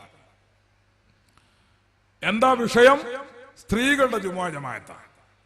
നമ്മൾ പറഞ്ഞു, പരപുരുഷന്മാര് പങ്കെടുക്കുന്ന ജുമുഅയിൽ സ്ത്രീകൾ പള്ളിയിൽ ഇന്ന് മുജാഹിദ് ജമാഅത്ത് പള്ളികളിൽ കാണുന്നത് പോലെ സ്ത്രീകൾ ജുമുഅക്കും ജമാഅത്തിനും പോകല് ഹറാമാണ്, നിഷിദ്ധമാണ് എന്ന് നമ്മൾ വാദം എഴുതി. അങ്ങനെ തന്നെയാണ് ഇസ്ലാമിന്റെ കാഴ്ചപ്പാട്. എഴുതി മുജാഹിദുകൾ വാദം എന്ത്? ഇന്ന് മുജാഹിദ് ജമാഅത്ത് പള്ളികളിൽ കാണുന്നത് പോലെ സ്ത്രീകൾ ജുമുഅക്ക് പോകല് മുബാഹാണ്, മുബാഹാണ്, മുബാഹാണെന്നല്ല, അനുവദനീയമാണ്, അനുവദനീയമാണ് എന്ന് എഴുതി. അപ്പൊ അനുവദനീയം എന്ന് എഴുതിയപ്പോ നമ്മൾ പറഞ്ഞു നിർബന്ധമായ കാര്യത്തെ കുറിച്ചും അനുവദനീയം എന്ന് പറയാലോ. നിസ്കാരപ്പോ നിർബന്ധം, അത് അനുവദനീയല്ലേ? അപ്പൊ നിർബന്ധമായ കാര്യത്തെ കുറിച്ചും അനുവദനീയം എന്ന് പറയാ, സുന്നത്തായ കാര്യത്തെ കുറിച്ചും അനുവദനീയം എന്ന് പറയാ, ചെയ്താലും ചെയ്തില്ലെങ്കിലും കുഴപ്പമില്ലാത്ത കാര്യത്തെ കുറിച്ചും അനുവദനീയം എന്ന് പറയാ. നിങ്ങൾ ഈ മലയാള പദം കൊണ്ട് എന്താ ഉദ്ദേശിച്ചത്? അനുവദനീയമാണ് എന്നതുകൊണ്ട് നിങ്ങൾ എന്താ ഉദ്ദേശിച്ചത്? എമ്മത്ത് പറയില്ല, മണിക്കൂറുകളോളം വ്യവസ്ഥ വാദപ്രതിവാദമായി. ഈ അനുവദനീയം കൊണ്ട് നിങ്ങൾ എന്താ ഉദ്ദേശിക്കണത്? മൗലവിമാർ അത് പറയില്ല. 2 മണിക്കൂർ നടന്ന വാഗ്വാദം. ആ വാഗ്വാദങ്ങൾക്ക് ശേഷം അവസാനം പറഞ്ഞു, പരപുരുഷന്മാര് പങ്കെടുക്കുന്ന ഇന്ന് മുജാഹിദ് ജമാഅത്ത് പള്ളികളിൽ കാണുന്നത് പോലെയുള്ള ജുമുഅക്ക് സ്ത്രീകൾ പോകല് മുബാഹാകുന്നു. ഓ, അപ്പൊ വിഷയം തിരിഞ്ഞു. എന്താ മുബാഹ് എന്ന് പറഞ്ഞാൽ? ഇന്നലെ ഞാൻ പറഞ്ഞു തന്നിരുന്നു ഹറാമ് കറാഹത്ത്, വാജിബ് സുന്നത്ത്, 5ാമത്തെ വിധി മുബാഹ്. മുബാഹ് എന്ന് പറഞ്ഞാൽ ചെയ്താൽ കൂലിയില്ല, ഉപേക്ഷിച്ചാൽ ശിക്ഷയുമില്ല. ഞാനൊരു ഗ്ലാസ് പച്ചവെള്ളം കുടിക്കുന്നു, പച്ചവെള്ളം കുടിച്ചത് കൊണ്ട് പ്രത്യേകിച്ച് കൂലുണ്ടോ? ഇല്ല. കുടിച്ചില്ല എന്നതുകൊണ്ട് പ്രത്യേകിച്ച് ശിക്ഷ ഉണ്ടോ? അതുമില്ല. വേണമെങ്കിൽ കുടിക്ക, ഇല്ലെങ്കിൽ വേണ്ട. ഇതാണ് പച്ചവെള്ളത്തിന്റെ ഹുക്കുമ്, അതാണ് മുബാഹ്, അനുവദനീയം എന്ന് പറയുന്നത്. അതുപോലെയാണ് ഇപ്പൊ പെണ്ണുങ്ങളെ ജുമാന. വേണമെങ്കിൽ പോക, പോയി എഴുതി പ്രത്യേക കൂലില്ല, വേണമെങ്കിൽ പോണ്ട, പോയില്ല എന്ന് എഴുതി പ്രത്യേക ശിക്ഷയില്ല. വാദപ്രതിവാദത്തിന് വ്യവസ്ഥ എഴുതിയപ്പോ മൗലവിമാര് ആധികാരികമായി എഴുതി ഒപ്പിട്ട രേഖയിലെ വിവരങ്ങളാണ് ഞാൻ പറഞ്ഞത്. ഇപ്പൊ എവിടെത്തി? നിർബന്ധമാണ് പെണ്ണുങ്ങളെ ജുമാ, നിർബന്ധല്ല പെണ്ണുങ്ങളെ ജുമാ, സുന്നത്താണ് പെണ്ണുങ്ങളെ ജുമാ, സുന്നത്തില്ല പെണ്ണുങ്ങളെ ജുമാ. ഇപ്പൊ അത് അനുവദനീയാണ്. വേണമെങ്കിൽ പോകാം, വേണ്ടെങ്കിൽ പോണ്ട, പോയാലും കുഴപ്പമില്ല, പോയില്ലേലും കുഴപ്പമില്ല. ഞാൻ ചോദിക്കുന്ന സഹോദരങ്ങളെ, ഈ നിയമങ്ങളെ, മതനിയമങ്ങളെ അടിക്കടി മാറ്റിക്കൊണ്ടിരിക്കാൻ ഇവർക്ക് ആരാണ് അധികാരം കൊടുത്തത്? ഒരിക്കൽ പറയാ നിർബന്ധമാണ്, അതിനായത്തൂത. പിന്നെ പറയാ നിർബന്ധമല്ല, അതിനും ആയത്തൂത. പിന്നെ പറയാ സുന്നത്താണ്, അതിനും ആയത്തൂത. പിന്നെ പറയാ സുന്നത്തില്ല, അതിനും ആയത്തൂത. ഇപ്പൊ പറയാ അനുവദനീയാണ്, അതിനും ആയത്തൂത. ഇതിന് ഇവർക്ക് ആരാ അധികാരം കൊടുത്തത്? അള്ളാന്റെ ഖുർആൻ എന്ന് പറഞ്ഞ ബല തറവാട്ട് വക കുടുംബ സ്വത്താ. ഇവർക്ക് ഇങ്ങനെ വേണ്ടതുപോലെ ഇങ്ങനെ അങ്ങോട്ടും ഇങ്ങോട്ടും പറയാൻ അള്ളാഹുവിന്റെ ഖുർആൻ എന്ന് പറയുന്നത് സഹോദരങ്ങളെ ഇവരുടെ കുടുംബ സ്വത്താണോ? ഇതാണ് ഞാൻ ഇന്നലെ പറഞ്ഞത്. വത്തിക്കാനിൽ നിന്ന് അച്ഛന്മാരും പാതിരിമാരും പോപ്പിന്റെ അധ്യക്ഷതയിൽ യോഗം ചേർന്ന് ക്രൈസ്തവ മതനിയമങ്ങൾ തീരുമാനിക്കുന്നത് പോലെ മൗലവിമാർ ഒറ്റക്കും കൂട്ടായും മതത്തിന്റെ നിയമങ്ങൾ തീരുമാനിക്കുകയും അതിനുവേണ്ടി ആയത്തുണ്ടാക്കുകയും പ്രഖ്യാപിക്കുകയും അത് ദുർവ്യാഖ്യാനിക്കുകയും വളച്ചുകെട്ടുകയും ചെയ്യുന്ന വളരെ വലിയ ദുരന്തം. ഈ ദുരന്തത്തിനാണ് മുജാഹിദ് എന്ത് പേരിട്ടത്? നവോത്ഥാനം എന്ന് പേരിട്ടത്. യഥാർത്ഥത്തിൽ ഇത് പതനമായിരുന്നു. ഇനി ഞാൻ പറഞ്ഞോട്ടെ, ഈ നവോത്ഥാനത്തിന്റെ ഒരു കോലം. പെണ്ണുങ്ങൾ ഇപ്പൊ എവിടെ പള്ളി പോണത്? പെണ്ണുങ്ങൾ എവിടെ പള്ളി പോണത്? മുജാഹിദ് പെണ്ണുങ്ങള് മുജാഹിദുകൾ ഉണ്ടാക്കിയ ചില പള്ളികളിൽ പോകുന്നുണ്ട്. പോയാ എവിടെ ഇരിക്കേണ്ടത്? പെണ്ണുങ്ങൾക്ക് പോകാനുള്ള വഴി ഏതാ? നമ്മളെ നാട്ടിൽ കൂടെ ഒക്കെ ഉണ്ടല്ലോ ഇപ്പൊ ഈ മുജാഹിദ് പള്ളി പറയുന്ന സാധനം. പെണ്ണുങ്ങൾക്ക് പള്ളി പോകാനുള്ള വഴി ഏതാ? അത് വേറൊരു വഴിയാണ്. അതിന്റെ പിന്നുകൂടെ, പള്ളിന്റെ പിന്നുകൂടെ എങ്ങനെയാണ് പോയിട്ട് സ്ത്രീകൾക്കുള്ള വഴി പറഞ്ഞിട്ട് ആർക്കും നടക്കാൻ പറ്റാത്ത കോലത്തിൽ ഒരു വഴി ഇങ്ങനെ ഉണ്ടാക്കിയിട്ട് അത് പെണ്ണുങ്ങൾക്കുള്ളതാണ്. ഇനി പെണ്ണുങ്ങൾ പോയാ അവിടെ ഇരിക്കേണ്ടത്? അത് ഇരിക്കേണ്ടത് പള്ളിന്റെ ഏതോ ഒരു മാറാല കെട്ടിയ സൈഡിൽ അടിച്ചു വരാത്ത മുക്രി കൊല്ലങ്ങളോളം പോയി നോക്കാത്ത ആ സ്ഥലത്താണ് പെണ്ണുങ്ങൾ ഇരിക്കേണ്ടത്, അല്ലേ? ഞാൻ ചോദിക്കട്ടെ, ഏതെങ്കിലും ഒരു മുജാഹിദ് പള്ളിയിൽ പെണ്ണുങ്ങൾ ഇമാമത്തൊക്കെ ഉണ്ടോ? ഏതെങ്കിലും ഒരു മുജാഹിദ് പള്ളിയിൽ പെണ്ണുങ്ങൾ ഖുത്ബ ഓതുന്നുണ്ടോ?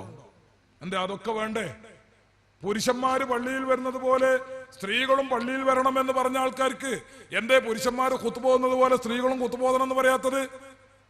പുരുഷന്മാര് നിസ്കരിക്കുന്നത് പോലെ ഇമാമത്ത് നിൽക്കുന്നത് പോലെ സ്ത്രീകളും ഇമാമത്ത് നിൽക്കണം എന്താ പറയാത്തത്? അതൊക്കെ വേണ്ടേ? അതല്ലേ മുന്നേറ്റം, സ്ത്രീകളുടെ മുന്നേറ്റം, സ്ത്രീ ശാക്തീകരണം. സ്ത്രീ ശാക്തീകരണം സാധ്യമാകണമെങ്കിൽ ഇതൊക്കെ വേണ്ടേ? അവരെപ്പോഴും ഒരു മറച്ചിട്ടിയ റൂമില് വെളിച്ചം തട്ടാത്ത കാറ്റ് തട്ടാത്ത റൂമിൽ അങ്ങനെ ഇട്ടിക്ക. ഇതെന്ത് നവോത്ഥാന? അപ്പൊ നവോത്ഥാനവാദക്കാർ ധൈര്യം ഉണ്ടെങ്കിൽ വേണ്ടത് എന്ത്? ഔത്തേ പള്ളിയിൽ തന്നെ പെണ്ണുങ്ങൾക്ക് സ്ഥലം കൊടുക്കുക. ഇടക്കൊക്കെ കുത്തുബ പെണ്ണുങ്ങൾ ഓതട്ടെ, ഇടക്കൊക്കെ കുത്തുബ പെണ്ണുങ്ങൾ, ഈ ഇടക്കൊക്കെ ഇമാമത്ത് പെണ്ണുങ്ങൾ നിൽക്കട്ടെ. അതല്ലേ നവോത്ഥാനം? പെണ്ണുങ്ങളെ മുന്നോട്ട് കൊണ്ടുവരണ്ടേ? അതിനല്ലേ നിങ്ങൾ പ്രവർത്തിക്കുന്നത്? പക്ഷെ പെണ്ണുങ്ങളെ ഇരുട്ടുമുറിയിലിട്ട് അടക്കാനാണ് ഇപ്പൊ പ്രവർത്തിച്ചോളെ. ഈ ഇരുട്ടുമുറിയിൽ വെച്ച് തന്നെ പെണ്ണുങ്ങൾ സർവ്വ ഓട്ടോ ഡ്രൈവർമാര് മൊബൈൽ കരസ്ഥാക്കിയെന്നാ അപ്പൊ സക്കരിയ സലായി പറഞ്ഞത്. അപ്പൊ ഈ പെണ്ണുങ്ങൾ ഔത്തേ പള്ളിയിലും കൂടി എത്തിയാൽ എങ്ങനെ ഉണ്ടാവും സ്ഥിതി?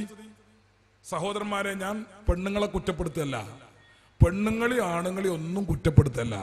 ഈ സ്ത്രീകളെയും പുരുഷന്മാരെയും വഴിതെറ്റിക്കാൻ വേണ്ടി പ്രവർത്തിച്ചു കൊണ്ടിരിക്കുന്ന ഈ മൗലവിമാരെയാണ് കുറ്റപ്പെടുത്തുന്നത്. ഇവരൊക്കെ ഖബറ് ചെന്നാലേ മുങ്കറും നക്കീറും ഇവരും തമ്മിലൊരു കളി ഉണ്ടാവും. എന്തുമാത്രം സഹോദരങ്ങളെ വഴിതെറ്റിച്ചു, എത്ര സ്ത്രീകളെ വഴിതെറ്റിച്ചു, എത്ര പുരുഷന്മാരെ വഴിതെറ്റിച്ചു, ആരുടെയെല്ലാം ഈമാൻ വടികേടിലാക്കി, ആരെയെല്ലാം തെറ്റിച്ചു. അവസാനം ഇപ്പോൾ ഈ നവോത്ഥാനം എവിടെയാണ് എത്തി നിൽക്കുന്നത്? കേരളത്തിലെ മുജാഹിദുകൾ ഇപ്പോ നവോത്ഥാനത്തിന്റെ 100ാം ആണ്ട് ആഘോഷിക്കുകയാണല്ലോ. അതിൽ തന്നെ ഒരു അഭിപ്രായ വ്യത്യാസം ഉണ്ട് കേട്ടോ. 100ഓ 90ഓ എന്നുള്ളൊരു തർക്കമുണ്ട്. ഒരു കൂട്ടർ കൊടുങ്ങല്ലൂർ വെച്ച് 90 ആഘോഷിച്ചു. ഇപ്പൊ വേറൊരു കൂട്ടർ കോഴിക്കോട് വെച്ച് 100 ആഘോഷിക്കാന്നാ പറയണേ. എവിടെ 10 കൊല്ലം ചാടിയെന്ന് അറിയില്ല. ഏതായിരുന്നാലും അങ്ങനെ ഒരു തർക്കം അവിടെ ഉണ്ട്. ഏതോ ആവട്ടെ, ഈ നവോത്ഥാനം ആഘോഷിക്കുന്ന 100 ആഘോഷിക്കുന്ന ഈ സമയത്ത് ഒരു കാര്യം നിങ്ങൾ തിരിച്ചറിയണം. കേരളത്തിലെ മുജാഹിദ് പ്രസ്ഥാനത്തില് തല്ലും ബഹളവും സംഘർഷവും സംഘട്ടനവും നടന്നുകൊണ്ടിരിക്കുകയാണ്. കേരളത്തിലെ മുജാഹിദുകൾ നവോത്ഥാനം നടത്തിയ മറ്റൊരു രംഗമാണ് ഏത്? പള്ളിയിലെ ഖുതുബ മലയാളത്തിലാക്കുക എന്നുള്ളത്. ഞാൻ അതിനെക്കുറിച്ച് പറയണില്ല, നേരല്ല. പള്ളിയിലെ ഖുതുബ മലയാളത്തിലാക്കുക, ജുമാ ഖുതുബ മലയാളത്തിലാക്കുക, അത് വേറെ നവോത്ഥാന. ഈ നവോത്ഥാനം കൊണ്ട് ഇവർ കുടുങ്ങിയത് ഞാൻ ഇന്നലെ പറഞ്ഞില്ലേ? ഈ നവോത്ഥാനം കൊണ്ട് കുടുങ്ങിയത് ഞാൻ ഇന്നലെ പറഞ്ഞല്ലോ. പോലീസുകാരൻ അറബിയിൽ കുത്തുബോധിച്ച കഥ, അതിപ്പോ അതിന്റെ ഒരു പുരോഗതിയാണ്. ഒരു കാര്യം ഞാൻ പറയട്ടെ, ഈ വിഷയത്തിന്റെ പൂർണ്ണതയ്ക്ക് വേണ്ടി അള്ളാഹുവിന്റെ ഖുർആൻ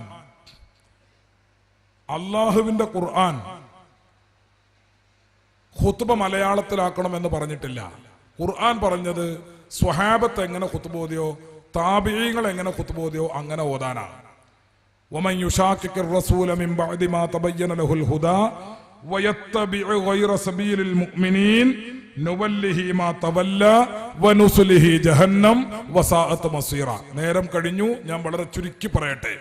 ومن يشاقق الرسول من بعد ما تبين له الهدى, സത്യം ഇന്നതാണ് എന്ന് വ്യക്തമായതിനു ശേഷം ആരെങ്കിലും അല്ലാഹുവിന്റെ റസൂൽ പ്രവർത്തിച്ചതിനെതിരെ പ്രവർത്തിച്ചാൽ വയത്തബിഉ ഗൈറ സബീലിൽ മുഅ്മിനീൻ, സത്യവിശ്വാസികൾ പിന്തുടർന്ന വഴി അല്ലാത്ത മറ്റൊരു വഴി ദീനിന്റെ കാര്യത്തിൽ പിന്തുടർന്നാൽ നുവല്ലിഹി മാ തവല്ല വനുസ്ലിഹി ജഹന്നം വസാഅത് മസീറ, ഞാൻ അവനെ നരകത്തിലേക്ക് വലിച്ചെറിയുമെന്ന് അല്ലാഹുവിന്റെ ഖുർആൻ പറയുന്നു.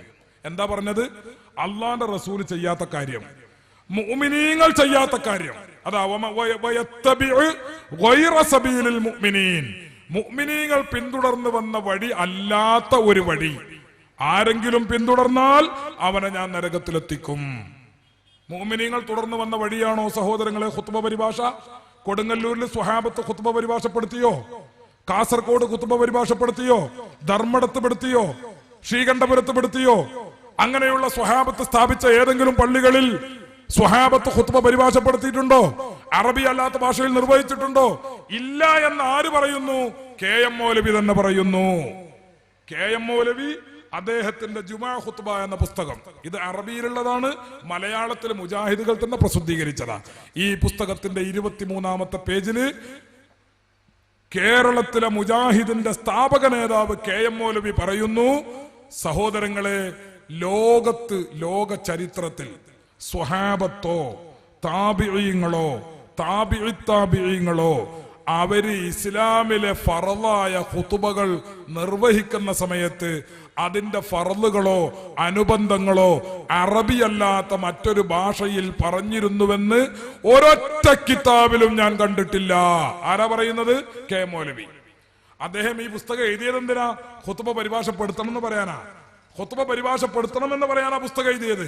പക്ഷേ അദ്ദേഹം ഒരു പഴയ മനുഷ്യനാണല്ലോ. അദ്ദേഹത്തിന്റെ മനസാക്ഷി കുത്ത്, ആ മനസാക്ഷി കുത്ത് കാരണം അദ്ദേഹം പറയാണ് എങ്കിലും ഇവിടെ ശ്രദ്ധിക്കേണ്ടുന്ന മറ്റൊരു കാര്യമുണ്ട്. അതെന്താ? സ്വഹാബിമാർ, താബിഉകൾ, താബിഈങ്ങൾ, അങ്ങനെ തുടങ്ങിയുള്ള സൽവൃത്തർ അവര് അറബ് നാട്ടിലും അനറബ് നാട്ടിലും ഇസ്ലാമിലെ ഫറലായ ഖുതുബകൾ നിർവഹിക്കുമ്പോൾ അതിന്റെ ഫറലുകൾ മാത്രം അറബിയിൽ പറഞ്ഞ് അനുബന്ധങ്ങൾ മലയാളത്തിൽ പറയുന്നതോ അല്ലെങ്കിൽ രണ്ടും മലയാളത്തിൽ പറയുന്നതോ പരിഭാഷപ്പെടുത്തുന്നതോ ആയി ലോകത്തൊരൊറ്റ കിതാബിലും ഞാൻ കണ്ടിട്ടില്ല. ആ സ്വഹാബത്താണെങ്കിലും താബിഈങ്ങളാണെങ്കിലും താബിഈങ്ങളാണെങ്കിലും അറബ് നാട്ടിലായാലും അനറബി നാട്ടിലായാലും അവര് ഖുതുബ നിർവഹിച്ച സമയത്ത് അതിന്റെ ഫറളുകളും അനുബന്ധങ്ങളും എല്ലാം അറബിയിലായിരുന്നു നിർവഹിച്ചിരുന്നത്. അറബി ഭാഷ ഇസ്ലാമിന്റെ ഔദ്യോഗിക ഭാഷയാണ്. അത് പ്രചരിപ്പിക്കൽ മുസ്ലിമീങ്ങൾക്ക് നിർബന്ധമാണ്. അതിനുവേണ്ടി ഖുതുബ അറബിയിൽ നിർവഹിക്കണം. അതേപോലെ നിസ്കാരം അറബിയിൽ നിർവഹിക്കണം, ബാങ്ക് അറബിയിൽ നിർവഹിക്കണം, നിക്കാഹിന്റെ ഖുതുബ അറബിയിൽ നിർവഹിക്കണം. അങ്ങനെ ഖുതുബ അറബി പ്രയോഗിക്കാൻ എവിടെയൊക്കെ അവസരം കിട്ടുന്നോ അവിടെയൊക്കെ അറബി പ്രയോഗിച്ചുകൊണ്ട് അറബി ഭാഷയെ പ്രചരിപ്പിക്കാനും പോഷിപ്പിക്കാനും മുസ്ലിമീങ്ങൾ ശ്രമിക്കണം എന്ന് കെ എം മൗലവി പറയുന്നു. സ്വഹാബത്ത് അറബി അല്ലാത്ത ഭാഷയിൽ ഓതിയിട്ടില്ല, താബിഈങ്ങൾ ഓതിയിട്ടില്ല, താബിഈങ്ങൾ ഓതിയിട്ടില്ല. എന്നാലും പിന്നെ ഞാൻ ഓതുകയാണ്. അതിനെന്തർത്ഥമുള്ളത്? ഞങ്ങൾ സലഫികളാണ് എന്ന് പറയുന്ന ആൾക്കാർ എന്താ വേണ്ടത്? സലഫികൾ ചെയ്ത പോലെ ചെയ്യണ്ടേ? സലഫികൾ എന്താ ചെയ്തത്? അറബിയിലാണ് ഓതിയത്. അവര് സ്ത്രീകളെ ജുമാക്ക് കൊണ്ടുപോയിട്ടില്ല. അവര് ജുമാക്ക് 2 ബാങ്കാ കൊടുത്തത്. അവര് ഖുത്ബ അറബിയിലാ ഓതിയത്. അവര് തറാവീഹ് 20 നിസ്കരിച്ചത്. ഇപ്പൊ നിങ്ങൾ നോക്കൂ എന്താ കോലം. ഇന്ന് വെള്ളിയാഴ്ച അല്ലേ? ഇന്നൊരു വെള്ളിയാഴ്ച എല്ലാ പള്ളിയിലും ജുമാ നടന്നു. എല്ലാ പള്ളിയിലും. ആ പള്ളിയിൽ ജുമാ നടന്നപ്പോ ജുമാന്റെ മുമ്പ് എത്ര ബാങ്കാ കൊടുത്തത്? 2 ബാങ്ക്. ഈ 2 ബാങ്കും എങ്ങോട്ട് തിരിഞ്ഞാ കൊടുത്തത്? എങ്ങോട്ട് തിരിഞ്ഞെന്നാ 2 ബാങ്ക് കൊടുത്തത്? മക്കത്തെ പള്ളിക്ക് അല്ലേ? മക്കത്തെ പള്ളിയിലേക്ക് തിരിഞ്ഞു നിന്ന് 2 ബാങ്ക് കൊടുത്തു. മക്കത്തെ പള്ളിയിൽ ഇന്ന് ജുമാ നടന്നല്ലോ. ഇന്ന് വെള്ളിയാഴ്ച മക്കത്തെ പള്ളിയിൽ ജുമാ നടന്നല്ലോ. അവിടെ എത്ര ബാങ്കാ? 2 ബാങ്ക്.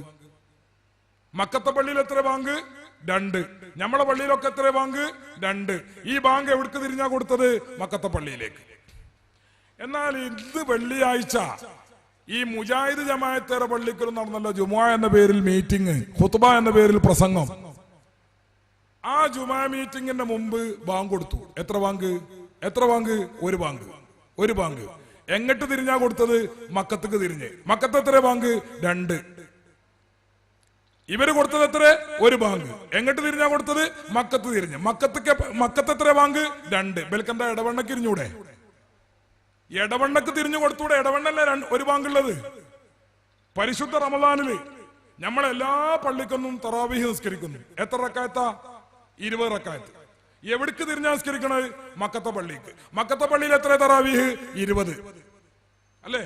നമ്മളെ പള്ളിയിൽ 20. നമ്മൾ തിരിഞ്ഞു നിസ്കരിക്കണത് മക്കത്തേക്ക്. മക്കത്തെ പള്ളിയിൽ 20. എന്നാ കേരളത്തിൽ മുജാഹിദുകള് ജമാഅത്തേറൊക്കെ തറാവീഹ് എത്ര നിസ്കരിക്കണത്? 8. ഈ 8 നിസ്കരിക്കുന്ന ആൾക്കാർ തിരിയണത് എവിടുക്ക? മക്കത്തെ പള്ളിക്ക്. മക്കത്തെ പള്ളിയിൽ എത്ര? 20. എങ്ങനെ ഈ 8 കിരിക്കണോ 20 കിരിക്കണോടത്തേക്ക് തിരിയാ? 8 നിസ്കരിക്കുന്നവരെങ്ങനെ 20 നിസ്കരിക്കണോടത്തേക്ക് തിരിയാ? ഇവര് 8 ഉള്ളവരല്ലേ തിരിയേണ്ടത്? പുളിക്കൊക്കെ തിരിഞ്ഞാ മതി അല്ലെ? ഇടവണ്ണക്ക് അവിടെ 8 ഉണ്ട്. 8 ഉള്ളവർക്ക് 8, 20 ഉള്ളവർക്ക് 20. 2 ബാങ്ക് കൊടുക്കുന്ന ആൾക്കാര് 2 ബാങ്ക് കൊടുക്കണോടത്തേക്ക് മക്കത്തേക്ക് തിരിയാ. 1 ബാങ്ക് കൊടുക്കുന്ന ആൾക്കാര് 1 ബാങ്ക് കൊടുക്കണോടത്തേക്കല്ലേ തിരിയേണ്ടത്? ഇവരെന്താ മക്കത്തേക്ക് തിരിഞ്ഞത്? മക്കത്തെ പള്ളിയെ പരിഹസിക്ക. എന്താ മക്കത്ത് 2 എന്നാ ഞങ്ങൾ 1, മക്കത്ത് 20 എന്നാ ഞങ്ങൾ 8.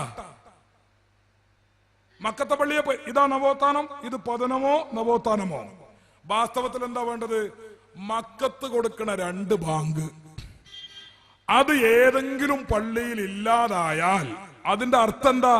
ആ വിഷയത്തില് മുസ്ലിമീങ്ങൾ അവിടെ വീണു, നിലത്ത് വീണു എന്നാണ്. നവോത്ഥാനം എന്ന് പറഞ്ഞാൽ ആ നിലത്ത് വീണ സ്ഥലത്ത് നിന്ന് അവരെ എഴുന്നേൽപ്പിക്കല എന്ന് പറഞ്ഞാൽ 2 ബാങ്ക് പുനഃസ്ഥാപിക്കുക. എവിടെയെങ്കിലും 2 ബാങ്ക് ഇല്ലാതായിട്ടുണ്ടെങ്കിൽ അത് പുനഃസ്ഥാപിക്കുക. അതാ നവോത്ഥാനം. മക്കത്ത് നടക്കുന്ന 20 റക്അത്ത് തറാവീഹ് അത് ഏതെങ്കിലും പള്ളിയിൽ ഇല്ലാതായി, ഒരു പക്ഷേ പറ്റല്ലാതായി, അല്ലെങ്കിൽ 8 ആയി, അല്ലെങ്കിൽ 11 ആയി. എന്നാ അതിന്റെ അർത്ഥം എന്താ? അവിടെ മുസ്ലിമീങ്ങൾ വീണിരിക്കുന്നു. ആ വിഷയത്തിൽ മുസ്ലിമീങ്ങൾ വീണിരിക്കുന്നു. എന്ത് വേണം? അവരെ ഉയർത്തണം, അവരെ എഴുന്നേൽപ്പിക്കണം. അതാണ് നവോത്ഥാനം. എന്താ എഴുന്നേൽപ്പിക്കേണ്ടത്? മക്കത്തുള്ള 20 റക്അത്ത് ഇവിടെ നടത്തണം. അതല്ലേ നവോത്ഥാനം? പക്ഷേ മുജാഹിദുകൾ ഈ കഴിഞ്ഞ 100 വർഷം അല്ലെങ്കിൽ 80 വർഷം അല്ലെങ്കിൽ 90 വർഷം അതിന്റെ ഉള്ളിൽ നടത്തിയത് എന്താ? പതനാണ്. 20 ഉള്ളത് 8 ആക്കി, 8 ഉള്ളത് വട്ടപ്പൂജാക്കി, 2 ബാങ്കുള്ളത് 1 ആക്കി, കുനൂത്തുള്ളത് ഇല്ലാതാക്കി, കൂട്ടുപ്രാർത്ഥന ഉള്ളത് ഇല്ലാതാക്കി, മൗലൂദുള്ളത് ഇല്ലാതാക്കി, ഖുർആനോത്തുള്ളത് ഇല്ലാതാക്കി, ലാ ഇലാഹ ഇല്ലല്ലാഹ് ഇല്ലാതാക്കി. എന്താ ഇവരുണ്ടാക്കിയത്? സഹോദരങ്ങളെ, ഈ ഖുത്ബ അള്ളാഹുവിന്റെ ഖുർആൻ നിരോധിച്ച ഖുത്ബ, സ്വഹാബത്ത് നിരോധിച്ച പരിഭാഷ, അതുപോലെ സ്വഹാബത്ത് ചെയ്തിട്ടില്ലാത്ത പരിഭാഷ, KM മൗലവി തന്നെ സംബന്ധിക്കുന്ന പരിഭാഷ, ആ പരിഭാഷയിൽ ഖുത്ബോതി ഇപ്പൊ ആ ഖുത്ബ എവിടെ എത്തിയറിയോ? ഞാൻ സക്കരിയ സ്വലാഹിയുടെ 3 പ്രസംഗങ്ങൾ നിങ്ങൾക്ക് കേൾപ്പിക്കാം. 3 പ്രസംഗം. എന്തിനാണിത്? വായിക്കാൻ കുറെ ഉണ്ട്. ഇവരുടെ ഖുത്ബയെ സംബന്ധിച്ച് വിചിന്തനം വാരികയിലൊക്കെ പറഞ്ഞ ഒരുപാട് കാര്യങ്ങൾ വായിക്കാനുണ്ട്. ഞാൻ വായിക്കണില്ല, നേരല്ലാത്തതുകൊണ്ട്. ഈ ഖുത്ബ ഇപ്പൊ എവിടെ എത്തി? ഇപ്പൊ സക്കരിയ സ്വലാഹി പറയണത് ഖുത്ബയാണ് തുടങ്ങിയ ഖുത്ബ പറയലാണല്ലോ, ഖുത്ബാ പ്രസംഗാണ്. പ്രസംഗം പോസ്റ്റും കാലി പറഞ്ഞ കാലും കാലി അറിഞ്ഞില്ലേ? അതേമാതിരി ഖുത്ബാ പ്രസംഗാണ്. ഈ ഖുത്ബാ പ്രസംഗാണ് തുടങ്ങിയാൽ എന്തിനാ വലുത് മലയാളത്തിൽ തുടങ്ങിയത് ആളുകൾക്ക് തിരിയാനാ. അറബി ആളുകൾക്ക് തിരിയൂല, അതൊരു തിരിയാത്ത ഭാഷയാണ്. അതുകൊണ്ട് മലയാളത്തിൽ തുടങ്ങിയത് മലയാളത്തിലാവുമ്പോ തിരിയാനാ. എന്താ സംഭവം? ഏത് ഭാഷയാണെങ്കിലും പഠിച്ചാലേ തിരിയുള്ളൂ. അറബി എന്ന് പറഞ്ഞ ആൾക്കാർക്ക് മനസ്സിലാക്കാതിരിക്കാൻ വേണ്ടി ഉണ്ടാക്കിയൊരു ഭാഷ അല്ല. അറബിയോളം സൗന്ദര്യമുള്ള ഒരു ലോക ഭാഷ വേറെ ഇല്ല. അത്രയും സൗന്ദര്യമുള്ള ഭാഷയാണ് അറബി. പക്ഷെ അത് പഠിക്കണം, പഠിച്ചെങ്കിലല്ലേ മനസ്സിലാവുള്ളൂ. മലയാളമാണെങ്കിലും പഠിക്കണം, പഠിച്ചെങ്കിലേ മനസ്സിലാവുള്ളൂ. ഏതായാലും ആവട്ടെ, ഞാനത് വിശദീകരിക്കുന്നില്ല. ഈ മലയാളത്തിൽ ആളുകളെ ഉത്ബോധിപ്പിക്കാൻ വേണ്ടി മുജാഹിദ് മൗലവിമാര് ഖുത്ബ തുടങ്ങിയതാ. ഇപ്പൊ സക്കരിയ സ്വലാഹി പറയണത് ഖുത്ബയാണ് തുടങ്ങിയ അപ്പൊ തുടങ്ങും ആൾക്കാർ ഉറക്കം. കൂർക്കം വലിച്ച് ഉറങ്ങന്നെ. ആര്? മുജാഹിദ് പള്ളിക്കൽ. കേട്ടോളൂ നിങ്ങൾ അദ്ദേഹത്തിന്റെ പ്രസംഗം. വന്നാൽ തന്നെ എന്താ സ്ഥിതി? ഇരുന്ന് ഉറങ്ങാനായിട്ട് നീയത്താക്കി വരില്ല, ഇങ്ങനെ എത്തിയിരിക്കും. ഇങ്ങനെ പറയാൻ പാടില്ല. പറഞ്ഞ ഞാൻ ഇവിടുത്തെ വലിയ ആളല്ലേ, ഇങ്ങനെ മൗലവി കുത്തുബിയിൽ ഉണർത്തി ഭയങ്കര മനസ്സിലായിരിക്കും. എന്റെ മുമ്പിൽ ഉറങ്ങി ഏത് മൗലവിയാലും വേണ്ട, ആചാരാലും വേണ്ട, ഞാൻ ഉണർത്തും. അത് ഖുത്ബനെ അവഹേളിക്കലല്ലേ? അത് മിമ്പർമ കയറിയവൻ ആരാകട്ടെ ജുമാക്ക് നേരത്തെ വരൂല്ല, വന്നാ ഉറങ്ങും ചെയ്യാ. എന്താ പിന്നെ അവസ്ഥ? നമ്മൾ ആളുകൾ എന്താ ഇപ്പൊ നേരത്തെ പെണ്ണുങ്ങളെ ക്ലിപ്പിറക്കിയാലോ, ഓട്ടോറിക്ഷ ഡ്രൈവർമാരൊപ്പാണ് പെണ്ണുങ്ങളൊക്കെ അറിഞ്ഞല്ലോ. നമ്മൾ ആരോടാ സങ്കടം പറയാ? സങ്കടങ്ങൾ തമ്മിൽ കെട്ടിപ്പിടിച്ച് പറയാ. വേറെ ആരോടാ പറയാ? നിങ്ങൾ തമ്മിൽ കെട്ടിപ്പിടിച്ച് പറയാ. കാരണം ഈ വിപത്ത് ഉണ്ടാക്കിയത് നിങ്ങളാ. ഇപ്പോഴും മൂപ്പര് ചോദിക്കണം ആരോടാ നമ്മൾ പറയാ? ആരോടാ പറയാ? നിങ്ങൾ തമ്മിൽ തന്നെ പറയാ. വേറെ ഞങ്ങൾക്ക് അങ്ങനെ ഒരു ബുദ്ധിമുട്ടൊന്നുമില്ല, ഞങ്ങൾക്ക് അങ്ങനെ ഒരു പ്രയാസമല്ല. അത് അള്ളാന്റെ റസൂല് മദീനത്തും മക്കത്തും എങ്ങനെ ഖുത്ബ നടത്തിയത് അതേമാതിരി തന്നെ ഞങ്ങളെ പുത്തനത്താണി പള്ളിയിലും വെട്ടിച്ചിറ പള്ളിയിലും ഒക്കെ ഞങ്ങൾ ഖുത്ബ നടത്തുന്നത്. ലോകത്തെ എല്ലാ മുസ്ലിം പള്ളികളിലും അങ്ങനെ ഖുത്ബ നടത്തുന്നത്. അതുകൊണ്ടൊരു ബുദ്ധിമുട്ടില്ല. കാരണം ഖുത്ബ എന്ന ഇബാദത്താ. ഇബാദത്തിന്റെ ഭാഷ അറബിയാ. അത് അറബി തന്നെ ചെയ്യണം. അല്ലെങ്കിൽ സ്വഹാബത്ത് കേരളത്തിൽ വരുമ്പോ എന്തേ മലയാളത്തിൽ ചെയ്തൂടെ? ഇനി സ്വഹാബത്തിന് മുജാഹിദ് പറയലേ അവർക്ക് മലയാളം അറിയില്ല, അറബി അറിയുള്ളൂ എന്നാ. അത് തെറ്റാണ്, ചരിത്രപരമായി തെറ്റാ. ഇരിക്കട്ടെ. എന്നാലും ഇവിടെ അതിനുശേഷം ഒരുപാട് പണ്ഡിതന്മാർ വന്നിട്ടുണ്ടല്ലോ. താബീയങ്ങളില്ലേ? താബീയങ്ങൾ വന്നില്ലേ? അതിനുശേഷം ഒരുപാട് മഹാന്മാർ വന്നില്ലേ? എന്നിട്ട് എപ്പോഴെങ്കിലും കൊടുങ്ങല്ലൂരോ കാസർഗോഡോ നിങ്ങൾ കുറച്ചു കാലം അവിടുത്തെ ചട്ടമ്പിത്തരം കാണിച്ച് പള്ളിയുടെ മെമ്പർ പിടിച്ചടക്കി 1-2 കൊല്ലം നിങ്ങൾ മലയാളത്തിൽ പ്രസംഗിച്ചു എന്ന് ഒഴിച്ചാൽ ഇന്നും അന്നും അവിടെ കൊടുങ്ങല്ലൂർ പള്ളിയിൽ മുസ്ലിങ്ങൾ ഖുത്ബ നിർവഹിച്ചത് അറബി ഭാഷയിലല്ലേ? എന്നിട്ട് എന്തെങ്കിലും ബുദ്ധിമുട്ടുണ്ടോ? കാസർഗോഡ് അറബിയിലല്ലേ? ധർമ്മടത്ത് അറബിയിലല്ലേ? ശ്രീകണ്ഠപുരത്ത് അറബിയിലല്ലേ? മാടായിൽ അറബിയിലല്ലേ? അവിടെയല്ലേ സ്വഹാബത്ത് പള്ളി ഉണ്ടാക്കിയത്? സ്വലഫികളാണെന്ന് പറയുന്ന ആൾക്കാർ അതല്ലേ ചെയ്യേണ്ടത്? ഇപ്പൊ എന്നിട്ട് പറയാ എന്താ കാട്ടുക? ഇനി നോക്കൂ അദ്ദേഹം പറയുന്നത് ഖുത്ബയെ സംബന്ധിച്ച് തന്നെ. പല മഹല്ലുകളിൽ ഈ സ്ഥിതി എന്താണെന്നറിയോ? ഓൽക്ക് ഖുത്ബ എന്ന് പറഞ്ഞ ഒരു ചടങ്ങാണ്. അതൊന്ന് നടത്തി കിട്ടിയ ഏതെങ്കിലും എൻട്രൻസ് തോറ്റോനോ പ്രിലി തോറ്റോനോ എവിടെയെങ്കിലും തട്ടിമുട്ടിയ ഖത്തീബ് നമുക്കൊരു 100 റുപ്യക്ക് ഒക്കണ ഒരാളെ കിട്ടണം എന്നാ പറയാ. അവർക്കിത് നടന്നു പോയാൽ മതി. എങ്ങനെയെങ്കിലും ഒരു നല്ല ഖത്തീബ് വേണം, നാട്ടിലെ പ്രശ്നങ്ങൾ പരാമർശിക്കണം എന്നൊന്നുമില്ല. നാട്ടിലെ പ്രശ്നങ്ങൾ പരാമർശിച്ച് നാട്ടുകാരെ തൊട്ട് പ്രസംഗിച്ചോ അയാൾ അവിടുന്ന് ഔട്ടാവും വേഗം. നേരെ മറിച്ച് ആളുകളെ ചിരിപ്പിക്കുന്ന പ്രസംഗമാണെങ്കിലോ അടിച്ചുകൂടും എല്ലാ മുജാഹിദീങ്ങളും ഇരുന്നിട്ട് ഇങ്ങനെ കുലുങ്ങിച്ചിരിക്കും. കാരണം ഒന്നും ഓലെ പറ്റിയൊന്നുമില്ല, ഒക്കെ നാട്ടുകാരെ പറ്റിയാണ്. സ്വന്തം ജീവിതത്തെ സ്പർശിക്കുന്ന രൂപത്തിൽ ഒരാൾ ഖുത്ബ നടത്താൻ തുടങ്ങിയാൽ ഓൻ അവിടുന്ന് വേഗം ഔട്ടാവും. അത് ഹറാമാണ്, ഇത് തെറ്റാണ്, മറ്റത് പാടില്ലാത്തതെന്ന് ഇയാൾ കുറച്ച് തീവ്രവാദിയാണ്, ഇയാൾ ശരിയാവില്ല. നമുക്ക് കുസു കുസു അയാൾക്ക് എന്തെങ്കിലും കുറ്റണ്ടോ നോക്കും. അയാൾ അഞ്ചനെങ്ങനെ, അയാളെ പെങ്ങളെങ്ങനെ, അയാളെ മോനെങ്ങനെ, അയാളെ മോന്റെ തുണിയുണ്ടോ? എന്താ പ്രശ്നം? ഇയാള് നാട്ടിൽ കുത്തു പറഞ്ഞു എന്നുള്ളതാണ്. കുത്തുബ പറഞ്ഞു എന്റെ പെങ്ങൾക്കോ കുത്തു പറഞ്ഞു എന്റെ മോനോ അന്യനോ ഒന്നും ഒരു കുറ്റം ഉണ്ടാകാൻ പാടില്ല. അതൊക്കെ എടുത്ത് ഇവര് കുത്തിപ്പൊന്തിക്കും. എന്തിന്? ഇവിടെ കുത്തു പറഞ്ഞിന് വേറൊരു ആരാപ്പത് മുജാഹിദീങ്ങളെ കാര്യമായി പറയണത്. കാര്യമായി പറയണത് എന്തിനാ കൂട്ടരെന്നാ? പിന്നെ നിങ്ങൾക്ക് ഈ പഴയ നബാത്തി കുത്തുബനല്ലേ, നമ്മളെ മിമ്പർ മോദന പഴയ നബാത്തി കുത്തുബനല്ലേ നല്ലത്? അതും ചോദിക്കുന്നു സക്കരിയ സലാഹി തന്നെ. കേട്ടോളൂ. നാട്ടിൽ നടക്കുന്ന തെറ്റുകൾ, വൃത്തികേടുകൾ, മുജാഹിദ് മഹല്ലുകളിലെ ജീർണതകൾ പറയാൻ തുടങ്ങിയ അവനോട് ഖുത്ബല്ല. പല പഴയ മുജാഹിദ് മഹല്ലിലെ സ്ഥിതി എന്താന്ന് നിങ്ങള്? എനിക്ക് കോഴിക്കോട് ജില്ലയുടെ നിങ്ങളെ ജില്ലന്റെ അങ്ങേ ഭാഗം നാദാപുരം, കല്ലാച്ചി, വാണിമേല് അങ്ങനെയൊക്കെ കുറെ സ്ഥലമുണ്ട്, ചീക്കോന്ന്, ആ ഭാഗത്തൊക്കെ പേര് ഞാൻ പറയില്ല. ചില മഹല്ലുകളൊക്കെ സ്ഥിതി അതാ. അവിടെ ഐക്യം തകരാൻ പാടില്ല. 25 കൊല്ലായി മുജാഹിദ് പള്ളിയിലുണ്ടോ എന്താ മുജാഹിദ് പ്രസ്ഥാനം എന്നറിയില്ല. ആ നാട്ടിൽ നടക്കുന്ന ഒരു തെറ്റിനെയും വിമർശിച്ചൊരു ഖുത്ബ അവിടെ പറ്റൂല, ഒരു പ്രസംഗം അവിടെ പറ്റൂല, ഒരു ക്ലാസ് അവിടെ പറ്റും. അപ്പോൾ എല്ലാവരും എല്ലാ ശൈത്താന്മാരും ഒന്നാവും. ജമാഅത്തും സുന്നിയും മടവൂരിയും ലീഗും ഒക്കെ പറയും നമ്മളൊക്കെ ലീഗല്ലേ, ചിലർത്തതാണ് നമ്മളൊക്കെ കോൺഗ്രസ് അല്ലേ. അപ്പൊ ലീഗും കോൺഗ്രസിനും MESലും MSലും ഇവരെ ഒന്നേക്കാരം. അപ്പൊ പിന്നെ പലർക്കും പറ്റാത്തത് പറഞ്ഞാൽ ഓലൊന്നാവും, എല്ലാ ശൈത്താന്മാരും ഒന്നാവും. എന്നിട്ട് ഖുത്ബക്കെതിലും ഖത്തീബിനെതിലും തിരിയും. അങ്ങനെ ഒരു ചടങ്ങ് ഇങ്ങനെ നടന്നു പോയാൽ മതി വെള്ളിയാഴ്ച ഖുത്ബ. ഇതിലും നല്ല നമുക്ക് നബാത്തി ഖുത്ബ അല്ല കൂട്ടരെ, അല്ല കൂട്ടരെ. അതന്നെ നമ്മളും പറഞ്ഞ് അല്ല കൂട്ടരെ. അത് പഴയ കാലത്ത് അഹ്ലുസുന്നത്തി വൽ ജമാഅത്തിന്റെ ആൾക്കാർ ചോദിച്ച അതേ ചോദ്യം തന്നെയാണ്. കാരണം ഇതിന്റെ ദുരന്തം എല്ലാവർക്കും അറിയാം. ഇത് രാഷ്ട്രീയം വരുമ്പോ, തെരഞ്ഞെടുപ്പ് വരുമ്പോ, അപ്പോ ഖത്തീബിന്റെ മനസ്സിൽ ഏത് രാഷ്ട്രീയമുള്ള വെച്ചാല് അതിലും ഖുത്ബ. ആ രാഷ്ട്രീയത്തിന് വോട്ട് കൊടുക്കാനും അതിനുവേണ്ടി പ്രവർത്തിക്കാനും ഖുത്ബ. സഹോദരന്മാരെ, പള്ളിയിലെല്ലാരും വരൂലേ? ലീഗും കോൺഗ്രസും മാർക്സിസ്റ്റും ഒക്കെ പള്ളിയിലില്ലേ? മുസ്ലിമീങ്ങൾ വരില്ലേ? ആ മുസ്ലിമീങ്ങൾ വരുമ്പോ ഖത്തീബ് മെമ്പർ കയറിയിട്ട് അപ്പുറത്തേക്ക് ഒരു ചാട്ടം, അത് ഒരു ചാഞ്ചാട്ടം, ഇപ്പുറത്തേക്ക് ഒരു ചാഞ്ചാട്ടം, ഇങ്ങനെ വോട്ട്. അവിടെ പിന്നെ വോട്ട് ഖുത്ബയാണ്. പള്ളിയിൽ സംഘർഷമായില്ലേ? പള്ളിയിൽ സംഘടനയില്ലേ? എല്ലാ മുസ്ലിമീങ്ങൾക്കും നേതൃത്വം നൽകേണ്ട ആളല്ലേ പള്ളിയിലെ ഇമാമും ഖത്തീബും? അയാൾ ഇങ്ങനെ പക്ഷപാതം ചേർന്ന് രാഷ്ട്രീയ പക്ഷം ചേർന്ന് പ്രസംഗിക്കാൻ പാടുണ്ടോ? പിന്നെ ഞാൻ അപ്പുറത്തെ അടക്കക്ക് വില കുറഞ്ഞ കാലാണെങ്കിൽ അന്ന് അടക്കന്റെ മാർക്കറ്റാ ഖുത്ബീത്തെ വിഷയം.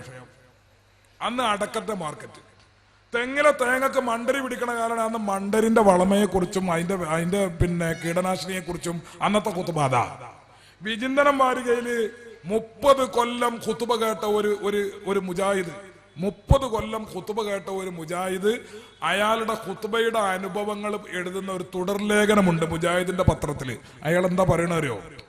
അയാൾ പറയണത് സക്കരിയ സലാഹി പറഞ്ഞ പോലെ നാട്ടിൽ ശക്തമായ ഒരു അനാചാരം, അധാർമിക പ്രവണത നടക്കുന്നു എന്ന് വെക്കുക. നാട്ടിലാകെ അത് ആകെ ചർച്ചയാണ്. എന്നാൽ അന്ന് അതിനെക്കുറിച്ചല്ലേ ഖുത്ബയിൽ ഉത്ബോധിപ്പിക്കേണ്ടത്? ഉത്ബോധനാണെങ്കിൽ അങ്ങനെയാണല്ലോ. ഇയാള് പറയാ അന്ന് മൗലവി എന്ത് കാട്ടുന്നറിയോ? അമേരിക്ക ഇറാഖിലേക്ക് ബോംബിട്ടതിനെ കുറിച്ചാക്കും വിഷയം. അമേരിക്ക ഇറാഖിൽ ബോംബ് വർഷിച്ചതിനെ കുറിച്ച് അന്നത്തെ ചർച്ച ഖുത്ബയിലെ. എന്നാ പിന്നെ ഇവിടെ നാട്ടിൽ നടക്കുന്ന സംഗതി ആരുണ്ടല്ലോ, അമേരിക്ക ഇറാഖും. ഇങ്ങനെയാണ് ഖുത്ബ ഖത്തീബുമാർ നിർവഹിച്ചു കൊണ്ടിരിക്കുന്നത് എന്ന് ഈ 30 കൊല്ലം ഖുത്ബ കേട്ട ഒരാൾ പറയാ. എത്ര ആൾക്കാരുണ്ട് അറബി. ഇപ്പൊ മർക്കസ് കോംപ്ലക്സിലെ പള്ളിയിൽ പോയി നോക്കി നിങ്ങള്, മർക്കസ് കോംപ്ലക്സിലെ പള്ളിയിൽ പോയി നോക്കിയാ മുജാഹിദുകൾ ഇങ്ങനെ സുന്നിയാക്ക് സ്ഥലമല്ല ഇപ്പൊ അവിടെ. മസ്ജിദ് പള്ളിയിൽ കോംപ്ലക്സിലെ പള്ളിയിൽ ചെന്ന് നോക്കിയാൽ ജുമാക്ക് എന്നാൽ അവിടെ സുന്നിയക്ക് സ്ഥലമല്ല. കാരണം എന്താ?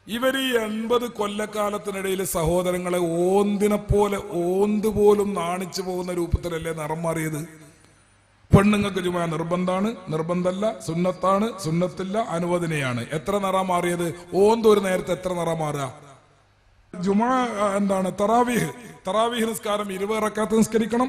2 റക്അത്ത് ആവുമ്പോൾ സലാം വീട്ടണം. അങ്ങനെ 20 റക്അത്താണ് നിസ്കരിക്കേണ്ടത്. ഇശാ നിസ്കാരത്തിന്റെ ശേഷമാണ്. ജമാഅത്ത് സുന്നത്താണ് എന്നൊക്കെ പറഞ്ഞ ആൾക്കാർ പിന്നെ 8 ആണെന്ന് പറഞ്ഞു, പിന്നെ 11 ആണെന്ന് പറഞ്ഞു, പിന്നെ വട്ടപൂജയാണെന്ന് പറഞ്ഞു. ഏതാ ആൾക്കാർ സ്വീകരിക്കുക? ഇങ്ങനെ ഓരോ വിഷയത്തിലും അതല്ലേ നടന്നുകൊണ്ടിരിക്കുന്നത്. ഓന്തിനെ പോലും നാണിപ്പിക്കുന്ന നിറം മാറ്റം.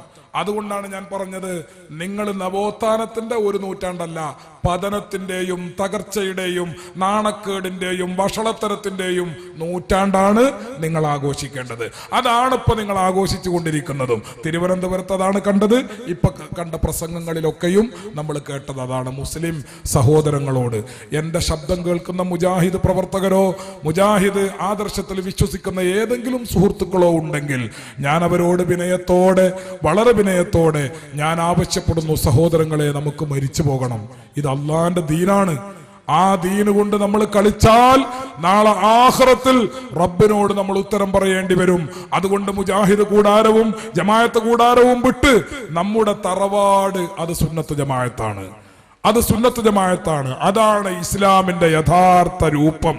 അള്ളാഹുവിന്റെ റസൂല് പറഞ്ഞിട്ടുണ്ട്, സതഫ്തരിഖു ഉമ്മത്തി അലാ 73 മില്ല. എന്റെ സമുദായം 73 വിഭാഗമായി പിരിയും, 73 ഗ്രൂപ്പുകളായി, പാർട്ടികളായി പിരിയും.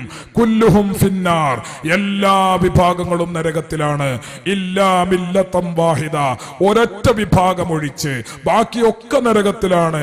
ഖാലു, സ്വഹാബത്ത് ചോദിച്ചു, വമൻ ഹിയ യാ റസൂലല്ലാഹ്, ആ സ്വർഗ്ഗത്തിൽ പോകുന്ന വിഭാഗം ഏതാണ് നബിയേ എന്ന് റസൂലുള്ളാഹിനോട് സ്വഹാബത്ത് ചോദിച്ചപ്പോ അള്ളാന്റെ റസൂല് പറഞ്ഞ ഉത്തരം, മാ അന അലൈഹി വസ്ഹാബി, ഞാനും എന്റെ സ്വഹാബത്തും ജീവിച്ചത് ഏത് മാർഗത്തിലാണോ ആ മാർഗത്തിൽ ജീവിക്കുന്നവരാണ് സ്വർഗത്തിലെ. സ്വഹാബത്ത് ജുമുഅ ഖുത്ബ റബീല നിർവഹിച്ചത്, സ്വഹാബത്ത് ഖുത്ബന്റെ മുമ്പ് 2 ബാങ്ക കൊടുത്തത്, സ്വഹാബത്ത് തറാവീഹ് 20 നിസ്കരിച്ചത്, ഉമറുൽ ഫാറൂഖ് തങ്ങൾ തറാവീഹ് 20 നിസ്കരിച്ചതിന്റെ പേരിൽ നരകത്തിലാണെന്ന് പറയാൻ പറ്റുമോ സുഹൃത്തുക്കളെ? ഖുത്ബക്ക് 2 ബാങ്ക് ഉസ്മാൻ റളിയല്ലാഹു അൻഹു കൊടുത്തതിന്റെ പേരിൽ ഉസ്മാൻ റളിയല്ലാഹു അൻഹു നരകത്തിലാണെന്ന് പറയാൻ പറ്റുമോ സുഹൃത്തുക്കളെ? നിങ്ങൾ ഇപ്പൊ പറഞ്ഞുകൊണ്ടിരിക്കുന്ന അതല്ലേ. എന്താണ് നിങ്ങൾ 1 ബാങ്ക് കൊടുക്കാൻ കാരണമെന്ന് ചോദിച്ചാൽ അത് റസൂലുള്ളാഹിന്റെ കാലത്തില്ലല്ലോ, അത് ഉസ്മാന്റെ ബാങ്കല്ലേ എന്നല്ലേ നിങ്ങൾ പറഞ്ഞുകൊണ്ടിരിക്കുന്നത്. ഉസ്മാൻ എന്ന് പറയുന്നത് പുത്തനത്താണി അങ്ങാടിയിൽ കച്ചവടം നടത്തുന്ന ഉസ്മാൻ കാക്കയാണോ? അല്ലല്ലോ. ഉസ്മാനു ഫിൽ ജന്ന, ഉസ്മാൻ സ്വർഗ്ഗത്തിലാണെന്ന് റസൂലുള്ളാഹി പറഞ്ഞ ഉസ്മാനല്ലേ. ആ ഉസ്മാൻ റളിയല്ലാഹു അൻഹുവിന്റെ കാലം മുതൽക്ക് സ്വഹാബത്ത് ഒന്നാകെ അംഗീകരിച്ചുകൊണ്ട് 2 ബാങ്ക് ലോകത്ത് നടപ്പാക്കിയെങ്കിൽ ആ ബാങ്ക് സുന്നത്തല്ലേ? അസ്ഹാബി കന്നുജൂം ഫബിഅയ്യിഹിം ഇഖ്തദൈതും ഇഹ്തദൈതും, എന്റെ സ്വഹാബത്ത് നക്ഷത്ര തുല്യരാണ്, അവരിൽ നിന്ന് ആരോട് നിങ്ങൾ പിന്തുടർന്നാലും നിങ്ങൾ സന്മാർഗ്ഗലബ്ധരാണ് എന്ന് റസൂലുള്ളാഹി പറഞ്ഞിട്ടുണ്ടെങ്കിൽ ആ ഉസ്മാൻ റളിയല്ലാഹു അൻഹു കൊടുത്ത 2 ബാങ്ക് പിന്തുടരുന്നവർ സ്വർഗ്ഗത്തിലാണെന്നല്ലേ റസൂലുള്ളാഹി പറഞ്ഞത്? ഉമർ തങ്ങൾ നിസ്കരിച്ച 20 റക്അത്ത് തറാവീഹ് നിസ്കരിക്കുന്നവർ സ്വർഗ്ഗത്തിലാണ് എന്നല്ലേ റസൂലുള്ളാഹി പറഞ്ഞത്? ആ ഉസ്മാൻ റളിയല്ലാഹു അൻഹുവിനെ നരകത്തിലേക്ക് തള്ളി, ഉമറുൽ ഫാറൂഖ് തങ്ങൾ നരകത്തിലേക്ക് തള്ളി. സഹോദരങ്ങളെ, ഏത് സ്വർഗ്ഗത്തിലേക്കാ നിങ്ങൾ പോകുന്നത്?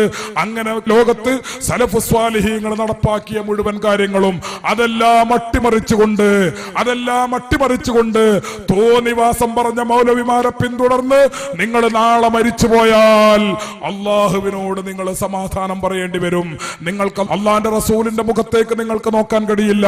അള്ളാന്റെ റസൂൽ ഇവിടെ നടപ്പാക്കിയ ദീന്, സ്വഹാബത്ത് നടപ്പാക്കിയ ദീന് 73 വിഭാഗമാകുമ്പോ സ്വർഗത്തിൽ കിടക്കുന്ന വിഭാഗം ഏത് എന്ന ചോദ്യത്തിന് റസൂലുള്ളാഹി പറഞ്ഞ ഉത്തരം 2 രൂപത്തിൽ റിപ്പോർട്ട് ചെയ്യപ്പെട്ടിട്ടുണ്ട്. ഒന്ന്, മാനാലൈഹി വസ്ഹാബി, ഞാനും എന്റെ സ്വഹാബത്തും ജീവിച്ച മാർഗം. മറ്റൊരു റിപ്പോർട്ടിൽ കാണും, ഹും അഹ്ലുസ് സുന്നത്തി വൽ ജമാഅ. ആരാ സ്വർഗ്ഗത്തിൽ പോകുക? റസൂലുള്ളാഹി പറഞ്ഞു, ഹും, അവർ അഹ്ലുസ് സുന്നത്തി വൽ ജമാഅ, സുന്നത്ത് ജമാഅത്തിന്റെ ആളുകളാണ് എന്ന് റസൂലുള്ളാഹി സ്വല്ലല്ലാഹു അലൈഹി വസല്ലം പറയുന്നു. അത് രണ്ടും ഉത്തരം ഒന്ന് തന്നെയാണ്.